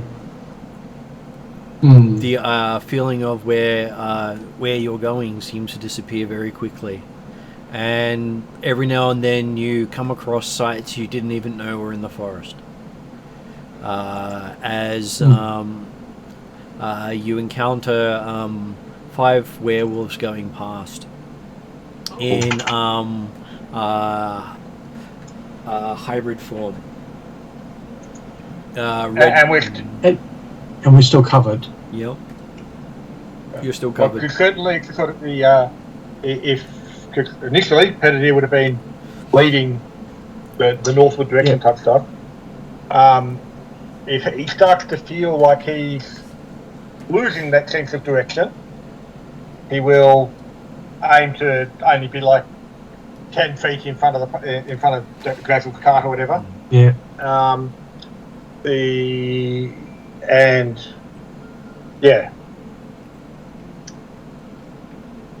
He would be encouraging stopping when he thinks, hang on, he's feeling lost. So on the fact until he's got time to redetermine his directions and things like that. So about 4 hours north, you find yourself not knowing which way you're going.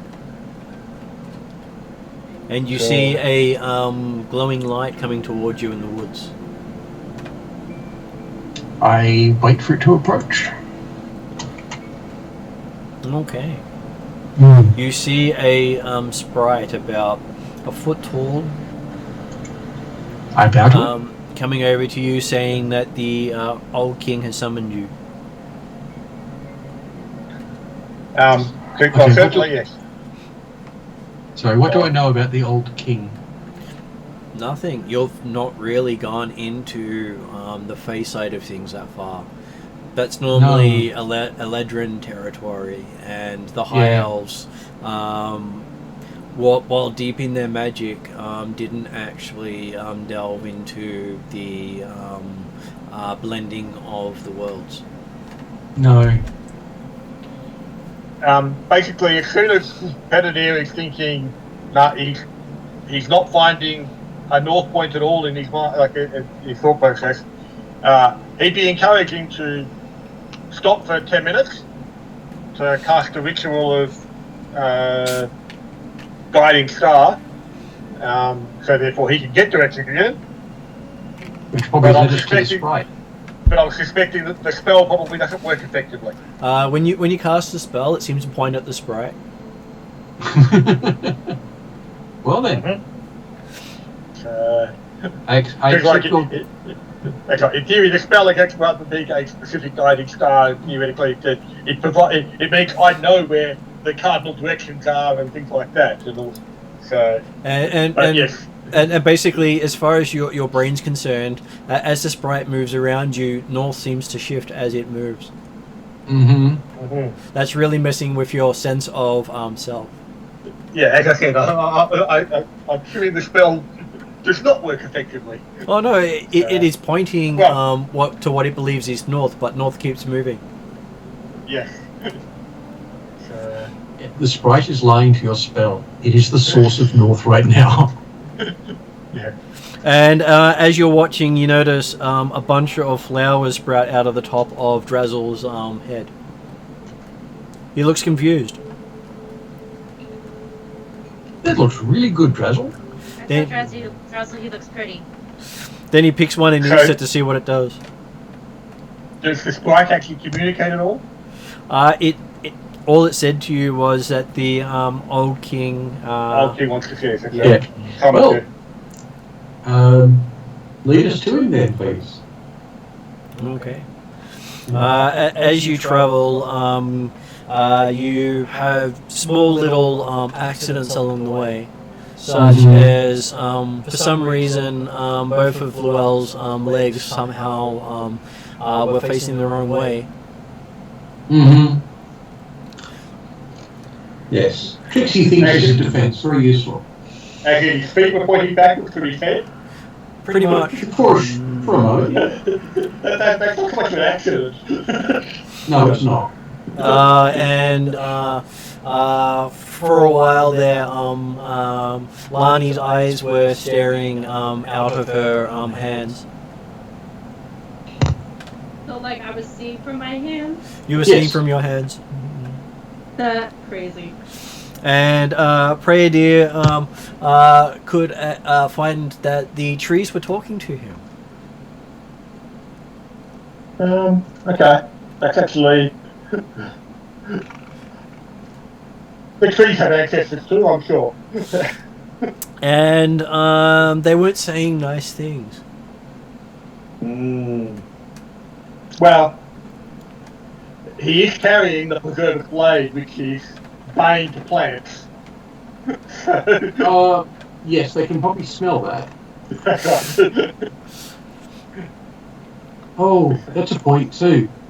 The haft of that is going to be considered by them to be a traitor because those things are wood with the glass blades on. The obsidian blade, the obsidian chips, yeah. Okay.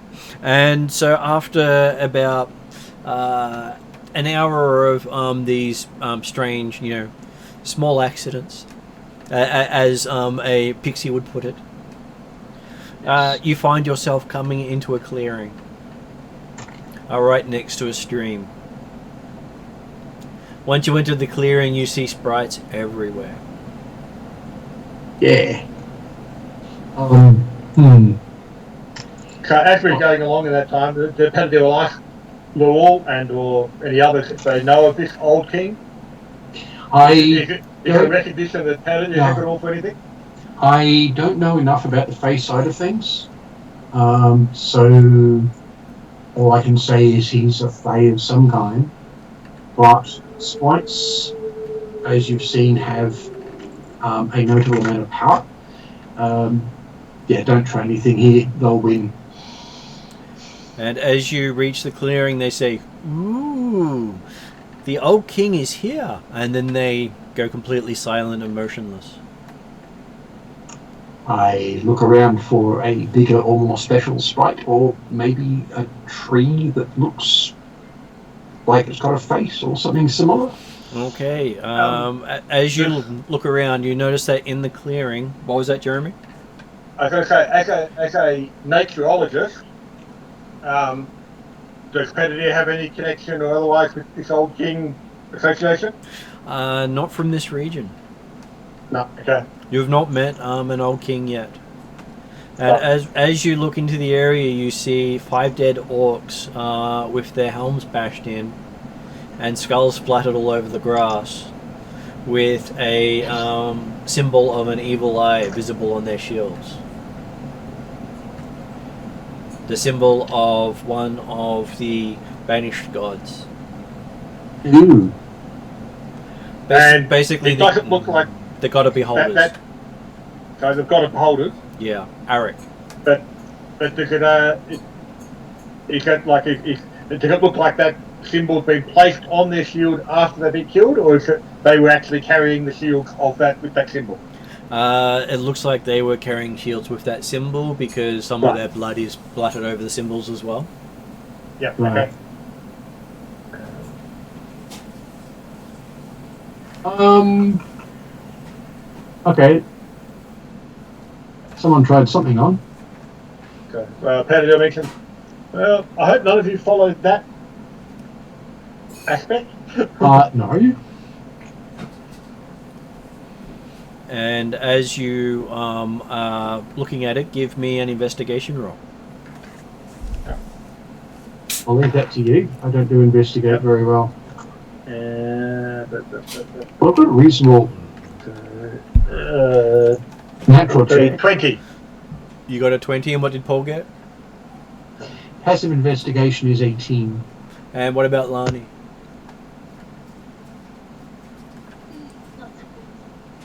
You have to unmute yourself. She's just not muted. She's just not pointing at the mic. Sorry. 16. Okay, so looking at these, you can tell that each of these orcs were killed with a single blow. Okay. And as you examine closer, you can see parts of wood and leaves inside the wounds. I was about to ask, the fact that given the nature of the talking trees around here, does it look like they got clubbed with a big branch? It does. And as you're staring at that, you notice one of the trees nearby shiver and turn towards you. As you look up, seeing a 200-foot tall treant. Excellent work. Which you instantly know as the Old King. It just falls into your mind, an old child story that you heard probably when you were 30. Mm-hmm. So, young whippersnapper. Basically, I will bow deeply directly to him. Greetings, O King. You wished our presence. He offers you his blessing in reaching Ironbark. The unicorn has spoken to him, and the elves search for you. I thank him with full appropriate formality. He says you're the only group with a chance of success. The others have already failed. Ah. And what language is he speaking in? Common or? He's speaking directly into your heads. Whatever he's saying seems to go a lot longer. You hear the creaking and cracking as he is speaking Sylvan with a lot of strange sounds. So if you know Sylvan, you'll pick it up. But whatever he says seems to translate. So think Japanese movies with lots of mouth moving and one or two words here and there. Yeah. He's speaking. What was that, Jeremy? There were others before us? Says yes, each clan has sent one. Ah. The elves of Alfheim have failed. Ah.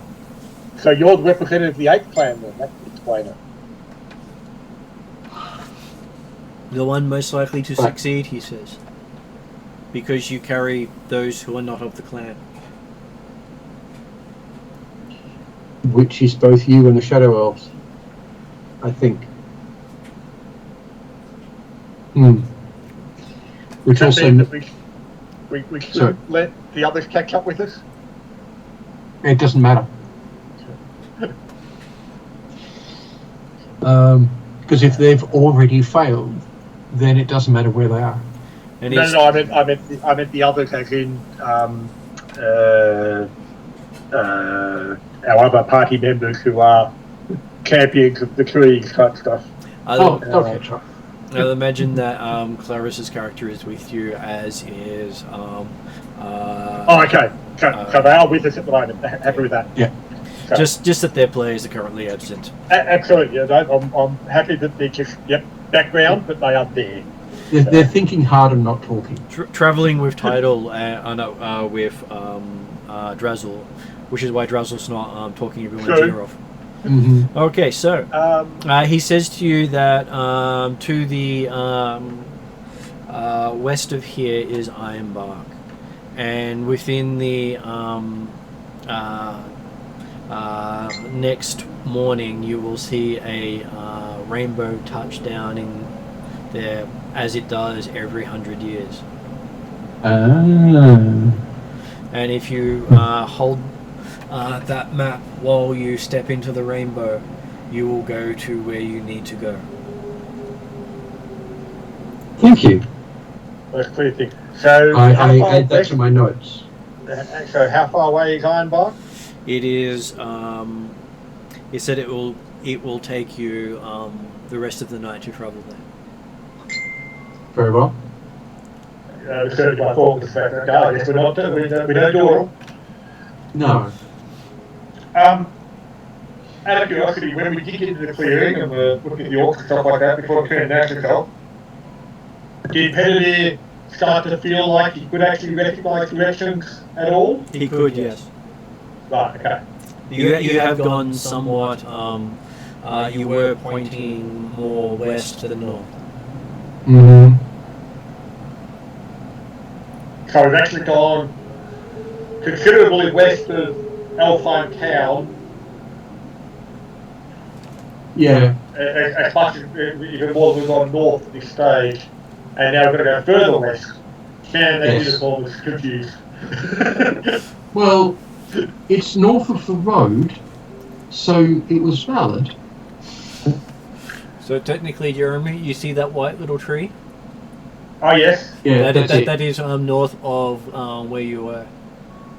Yes. From a unicorn's perspective. With the red. Yeah. Yep. It's all from the perspective of the speaker. It is indeed. Which is why I make sure that they're not using my level of intelligence to communicate with you. Okay. Well, you say the other clans' representatives have failed. Well, they presumably they did not have maps. Each had a map. They have two more. They have a map for every clan. And do you know if they failed? Well, hang on, no, because the way that they did not reach Ironwood. They did not need Ironwood. They could take they could use the clan tree itself. Okay. A clan tree can be a place where you summon the rainbow. Yeah. That makes sense.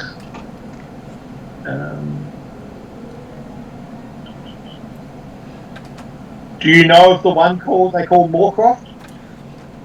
Moorcroft has never been here.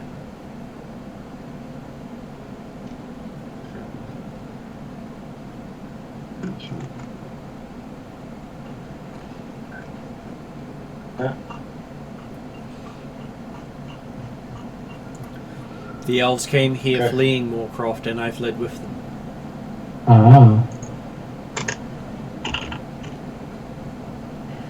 So, seeing I've been informed that we will meet Moorcroft at some point.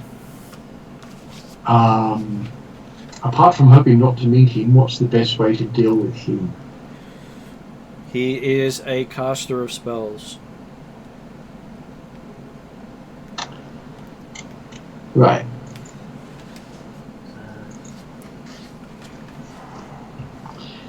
As well as a destroyer of elves. And so bopping him on the back of the head with a kosh might be favourite. It says 1800 years ago, the elves were forced out of the Sylvan Realms. Yes. And you went with them? I went with them. Meledadiel was the leader at that time, and he became king of Alfie.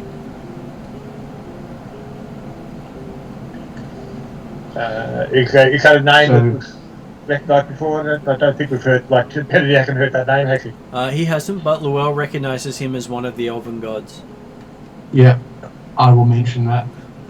He is the first king of Alfheim as well as the god of Alfheim. Which specifically means that he bore this sword and probably made it. Well, as a player, I was thinking, hang on. We'll keep the Shadow Elf, but that's... He's also known as the Red Arrow. Mm-hmm. He was known for his supreme archery, and as a defender of the way of Ilsundal. And as in the Elven Pantheon, he is the protector of Ilsundal. Yes. Which means I'm used to giving him reverence. He's basically a warrior god. Yeah. It's appropriate that we review your ancestors. Yeah.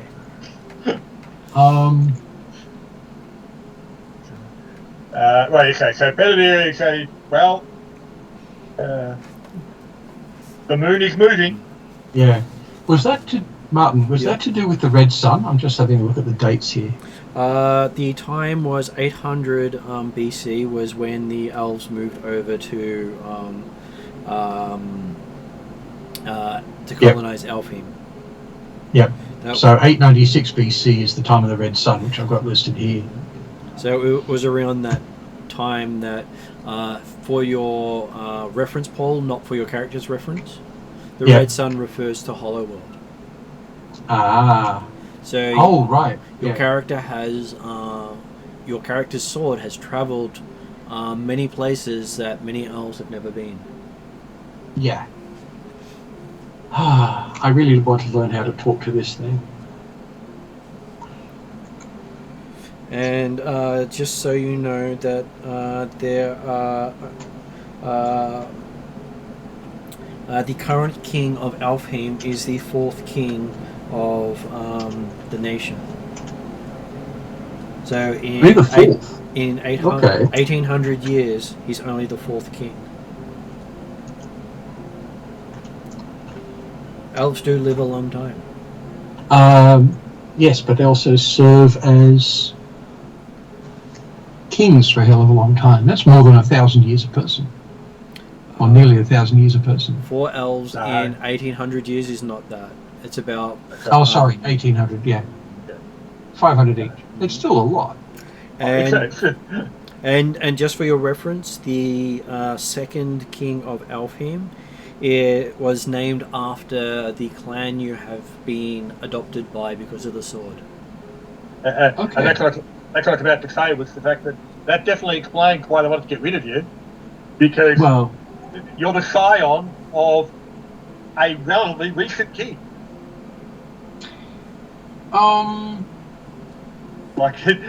Yeah. It's not like you've got to trace your line back over many generations. So Clan Celebrol, which is the one that I have just become the champion of, was the clan name when this sword was created, or by the creator. So the king had honoured the clan by taking the name of the clan, even though he was not part of it. So that was... so that king had done that. So that name goes back a long way. That king's 2,000 years ago. And he was stood down as king only 300 years ago. Right. The present king's been there for 300 years. Doriath. Yeah, and fully expect to probably be there for as long again. But if they're concerned that your wielding of the sword potentially indicates that you're a direct scion of that king, i.e., you're the prince of the realm. No. Not that king. The first royal family of the elves that date back 6,000 years ago. Yeah, Jeremy, they've already said they've already said they have significant concerns about this sword being around and showing that there are shadow elves, because people don't think they exist anymore. Most people don't know about them. That's why I said I was willing to keep it under my hat. Yeah, Although, but if- what I'm thinking of is Fortunately, there are going to be very few people who are going to be able to have read the runes that are on the wards. but what I'm thinking of, and the Patadir will probably talk to you about, having been regularly involved in clan or having a significant history amongst the clans of inter-clan warfare, and the idea that people will claim their rightful chieftainship. Yeah. The fact that you're wielding that sword potentially suggests to others that, hang on, this guy is the son of the first king. No. I'm the champion of the clan. The thing is, most people don't believe the clan exists or don't know about it at all. Politically, as they said, as Martin said through the NPCs, there are significant political issues, especially since the Shadow Elves have no actual land. There's no actual realm, which means if they came back, they would expect to be given some. And that has significant political ramifications. Plus, there's no treaty for them either. Particularly if it's the case of Yeah. there's an argument to say that Alfie itself is the Shadow Elf land. Oh, well, yeah, because they were the original creators. That's what I mean. Yeah. So I can understand that they'd be very concerned. Yeah. Well, Yes, we should say this on the way. Oh yeah, well, of course it is. But yeah, there's a hell of a lot of different concerns. All of them are on my head. And what I'm probably going to end up having to do is, if we do find any Shadow Elves, is basically lead them away from Alfie. Into the description that for me to kind of understand a little bit better, would this be like you have found Excalibur and been claimed by the Pendragons, and so therefore that puts you in direct competition of the current Windsors of England? Very much so. Yes. Okay, gotcha. It gets even more fun. I'm French. I like this. So he's related to. Yeah. So as far as the setting's concerned, he's related to both sides of the coin. But he's now being claimed by the dark side, not the light side. Yes. Ah, gotcha. And Okay. that claim is something that the light side can't refute because he holds the sword. Yes. So not only am I French, I'm a mercenary. From the point of view of the royalty of England. So I'm bad both ways.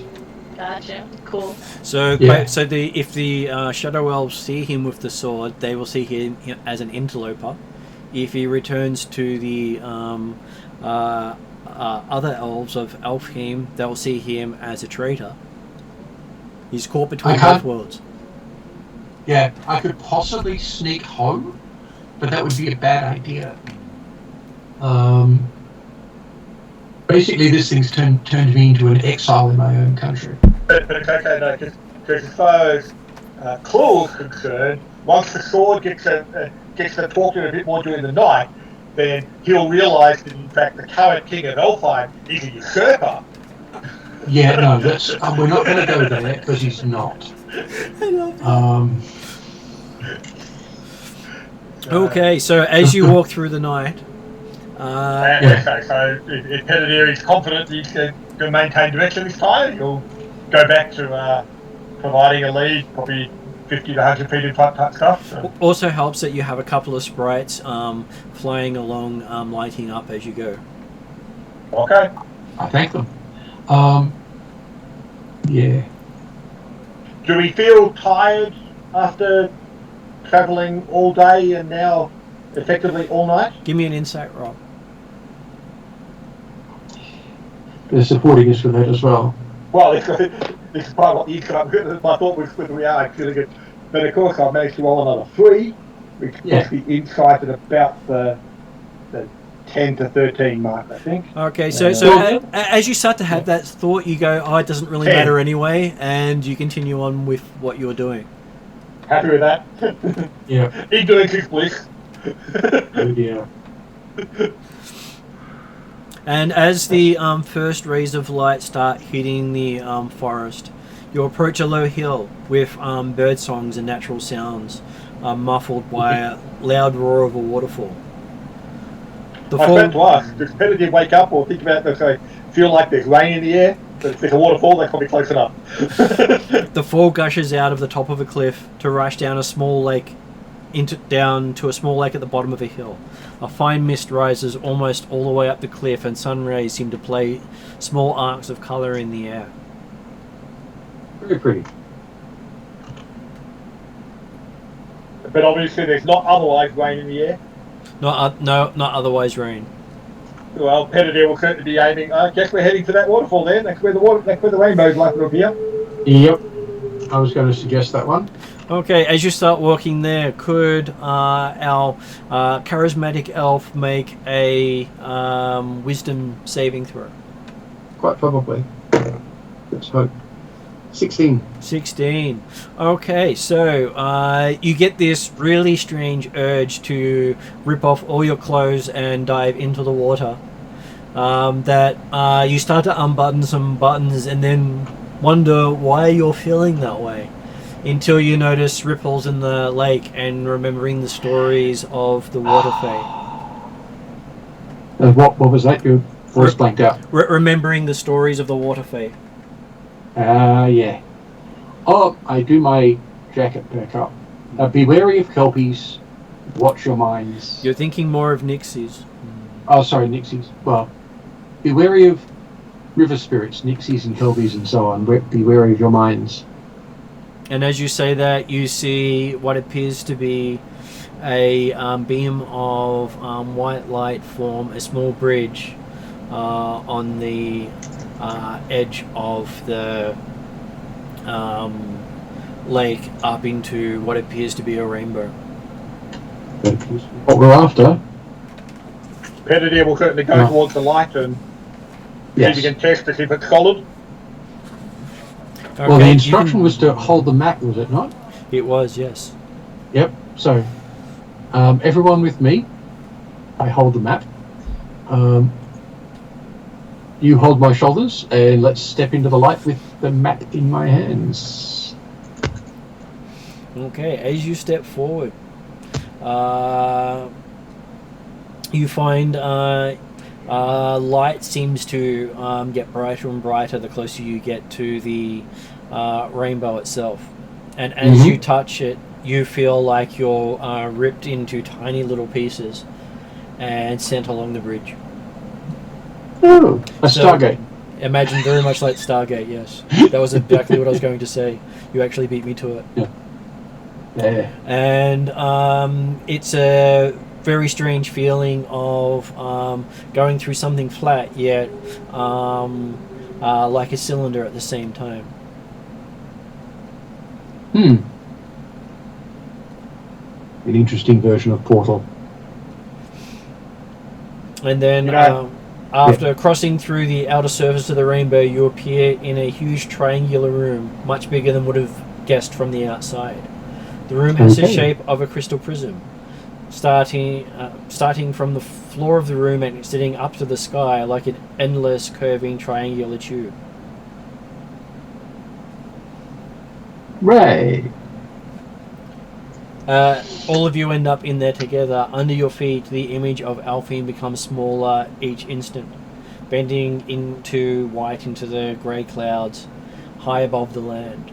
The vision of the clouds is soon replaced by 7 large round spots appearing on the floor, each different colour. Most amazing is the presence of hundreds of translucent spheres floating about the room. All of them are as big as a horse and have the same colours as the 7 large spots on the floor. They slowly fly through the room, softly bumping into each other or against the crystalline surface of the inner rainbow, like motes of light. So, colour match a ball to the spot on the floor and pop balls on them?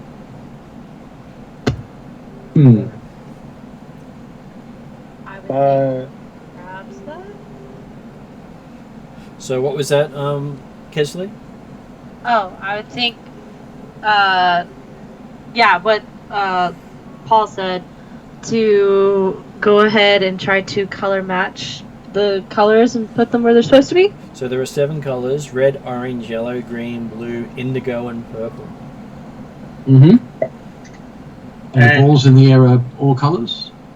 Yep, they are all colors. All right. Like all 7, or more than 7 different colours? There are hundreds of those spheres floating around. Yeah, of all different colours, I'm presuming. Okay. They are all a single color each, but there's hundreds of reds, hundreds of oranges, hundreds of yellows. Yeah, all that that's sort what I of was thinking. Yeah. Pettidier will aim to see what happens if he tries to touch one of the floating balls. If he's got an easy choice of colour, he'll go for a green one. It is fairly easy to grab and jump onto. Oh, okay. So it can carry you. Right? It is the size of a horse. Yep. And Is it the right green? Seems to go zapping around. It's a bit of a bucking bronco when I jump on it, is it? It does. Well, it seems to be going without your control. Okay. Right. And as you are riding it, when it seems to get to the end of its path, it touches a point where 7 colors are on the floor. As it drops onto the color green, it then changes to, the ball changes to the color blue and starts heading back the other way.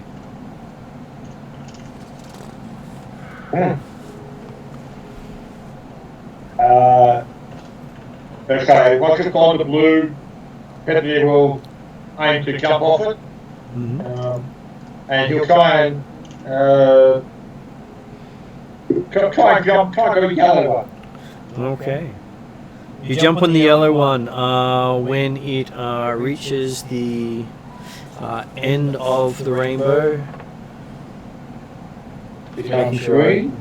The ball turns to green. Then it flies back towards the other end.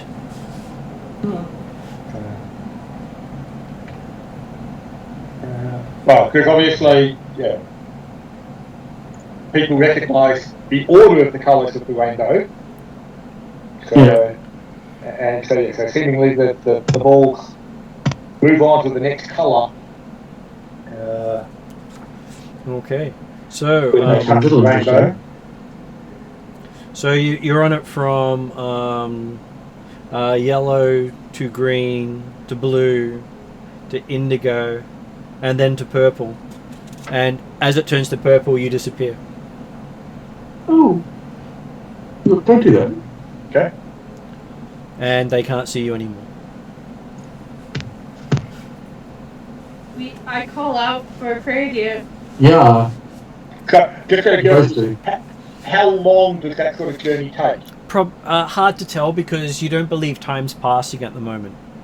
Yeah, but for the sensation of like when I was riding it and or they were watching me on the riding things around, did it happen fairly quickly? It happened quickly, yet seemed to go for hours. So if you were to say count in your head, it would seem to take forever. If you weren't counting in your head, it would seem to be instantaneous almost.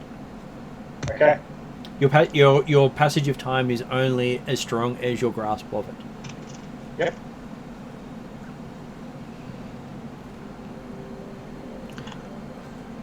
So, what? Yeah, go. The other thing what they're doing, I was thinking if we went into this rainbow thing, the fact that Pettidier got sent out by the clans to discover more about the world.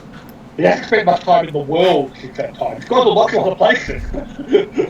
Well, he's found out about things that happen in the world. That's right.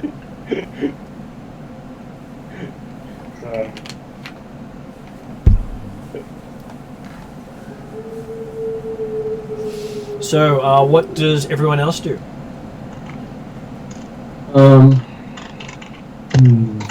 I guess if I notice Pettidier disappear, I would call out for him to see if he responds. He doesn't respond. He's nowhere to be seen. Last you saw him, he was riding a purple sphere. Yeah. Oh, he's gone ultraviolet, that's why. Well, Yeah, which also means you're probably seeing us in a very weird way right now. But, bloody hell. well, no, because by the time you've been wandering there, I've gone way off beyond ultraviolet. Oh, true.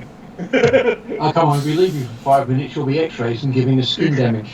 And it doesn't seem like there's any perceivable exit from this area. There does not. There's just a whole lot of balls moving that seem to bump into you if you don't get out of their way. I'll go ahead. I last saw Pradier with a purple one, so I'll grab a purple one. Okay. As the purple one touches down at one end of the rainbow, you also disappear. I was about to say that possibly you could have looked at what, because the balls that aren't being, before Patty was touching them or anyone else, do the balls actually touch the rainbow and move to the end and change colour? They're basically going along a path that where they touch one end, change colour, touch another end, change colour, then go back to the first. Yeah. So when you do double, actually find out, did the purple ones disappear, or did they do anything when Pedidea wasn't actually on them? But So, I'm sure we'll find out now, Lani, what happened. so as Llewell notices, the purple ones turn to red, but Lani disappears.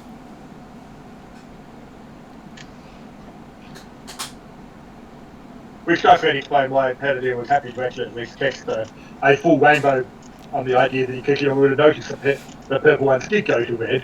So, and that's why when he was testing a full rainbow, he got interrupted. Yeah. I'm trying to think of how to get them to do what we need without doing weird stuff to us. Well, Hopefully get parity back. gonna say, don't forget what you were told.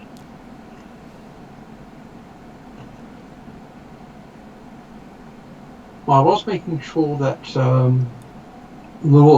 was taking notes, so he will check his notes, Like I'm make sure talking what about, he needs to do. I'm talking about basically the first phrase we got when we were told of the quest. Well, it's catch the rainbow. Yeah. Right. Okay. So as you're considering what to do, pondering, you see Tidal followed by Nia and then Drazzle, each jumping on a purple ball and disappearing. Okay. Okay. I'll follow them. Claw should do it right. He should catch a red one, so he can go the full rainbow before disappearing. Yes. And there we go. Caught the red. Yes. Catch the darkest red I can find. Okay. So if I can find one's glowing warm, I'll take that. as you sit on it, it goes through all 7 colors before finally hitting again as purple. And you seem to drop into the room as the other people drop into the same room. They didn't get time there without you. Right. As the spheres of color disappear, you now stand in an oval room. The walls, the floor, and the dome ceiling seem to be made of pure solid light, softly glowing in various color patterns. At the other end of the room stand 3 oddly shaped statues, each radiating a bright aura. The detail on the statue is incredibly precise, despite the fact that they seem to be made of a conglomeration of different creatures. The statue on the left glows a red aura. There appears to be a fighter's torso swinging a huge 2-handed sword at 3 terrified humanoids. Between them, the head of another creature appears with 2 long antlers. The middle statue has a yellow aura and seems to be made of a confusing crawling mass of short arms and legs, beards and round stocky bodies. The statue on the right displays a blue aura and appears to be a beautiful woman with 4 tentacles on her back. The bottom part of her body seems feline, with 8 legs, clawed paws rather than humanoid feet. At the base of each Okay. statue is written a short sentence. For the red statue, though the red will blood be shed. For the yellow statue, through the gold burns eternal fire. And for the blue statue, through the blue rest for eternity. Beyond appears to be a passage with a shimmering curtain of white light. And as it is now past 10 o'clock, we will finish it up there for tonight as you think of how to get past this puzzle and have a chance of succeeding next session. Yes. Thank you very much. So before we jump on anything, we'll discuss it and work out what we need to do. Yeah. Well, okay, just, would you be able to either email or even put it in the chat at the moment, just those 3 sentences, just so we can be aware of them and thinking about them over the next week? I can Yeah. do that. Yep, please. Let's see. So,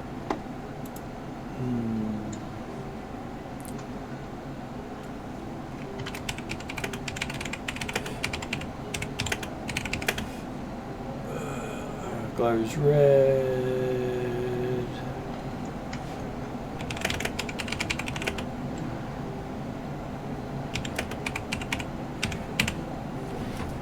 Sorry, just having to move keyboard so I can actually type. Okay, like I wasn't something you have to do now, but it was okay, just if we had the opportunity, but the chat might be the chat function here can be easiest. So. It is a bit abbreviated. Yeah, okay. As far as parody is concerned, it looks more than just the champion of the Shadow Elves, the champion of the sword. Yeah. It's obviously the direct descendant of the king, it's like royalty. Well, quite probably. Almost definitely. Or rather, yes, it's because he's a descendant of the king. It's why he's champion. Yeah, the thing is at this remove, there is potentially a lot of people who could be a direct descendant. It's just I happen to be there, or either prophesied line or something of the kind. I suspect you're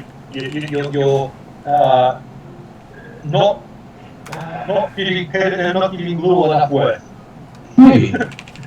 He's being Yeah. Well, quite possibly. The thing is, he's still.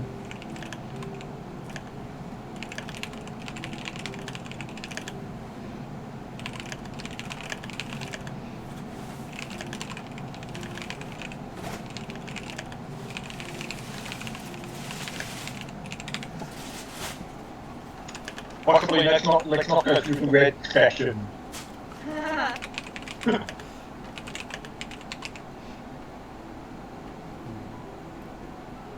Like there's a meme right now. It's just like, call an ambulance, but not for me. That's all I can think of. That's how long it takes that text.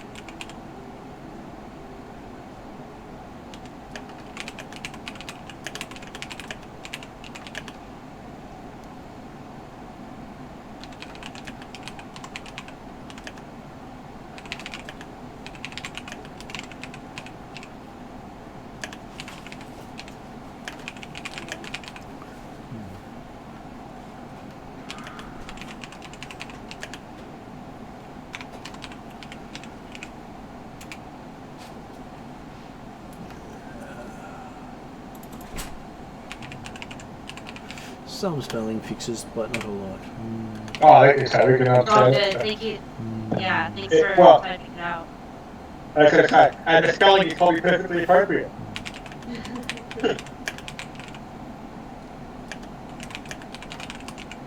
Like, I'm just trying to imagine what these statues would even look like. Like, they sound pretty crazy.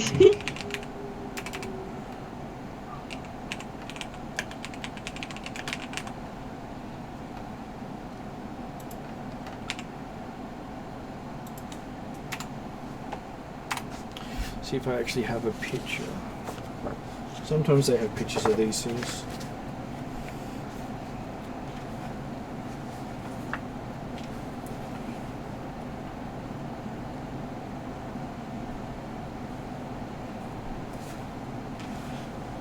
No pictures of this one. Would be nice if it did, because that was a perfect thing for them to actually show a picture of. It would fit like okay, yeah, it did. Well, that gives you the basing of each of them. Yep. Through the gold burns the infernal fire, and yeah, none of them sound fantastic. Yeah, not exactly what I would hope for. Rest for eternity. I don't know. A nice peaceful sleep. Sounds good. I don't know if it's necessarily peaceful. I didn't say good rest. I can tell you there are things such as bad rest. Sounds very peaceful. Like the feline paws, I'm cool with. The tentacles, maybe not so much.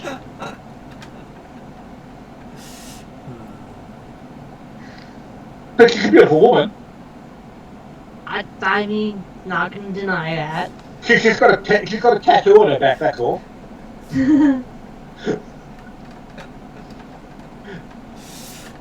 Alright, so interesting things to think about for next session. It is, and it's a good point to stop, because at least then next time you can come at it with a rested mind instead of, what do we do now? It's late. Yeah. and possibly a few more minds. Yeah, that too. Hopefully, maybe we can get their input as well. Hopefully we can. Okay then. Thanks very much, all.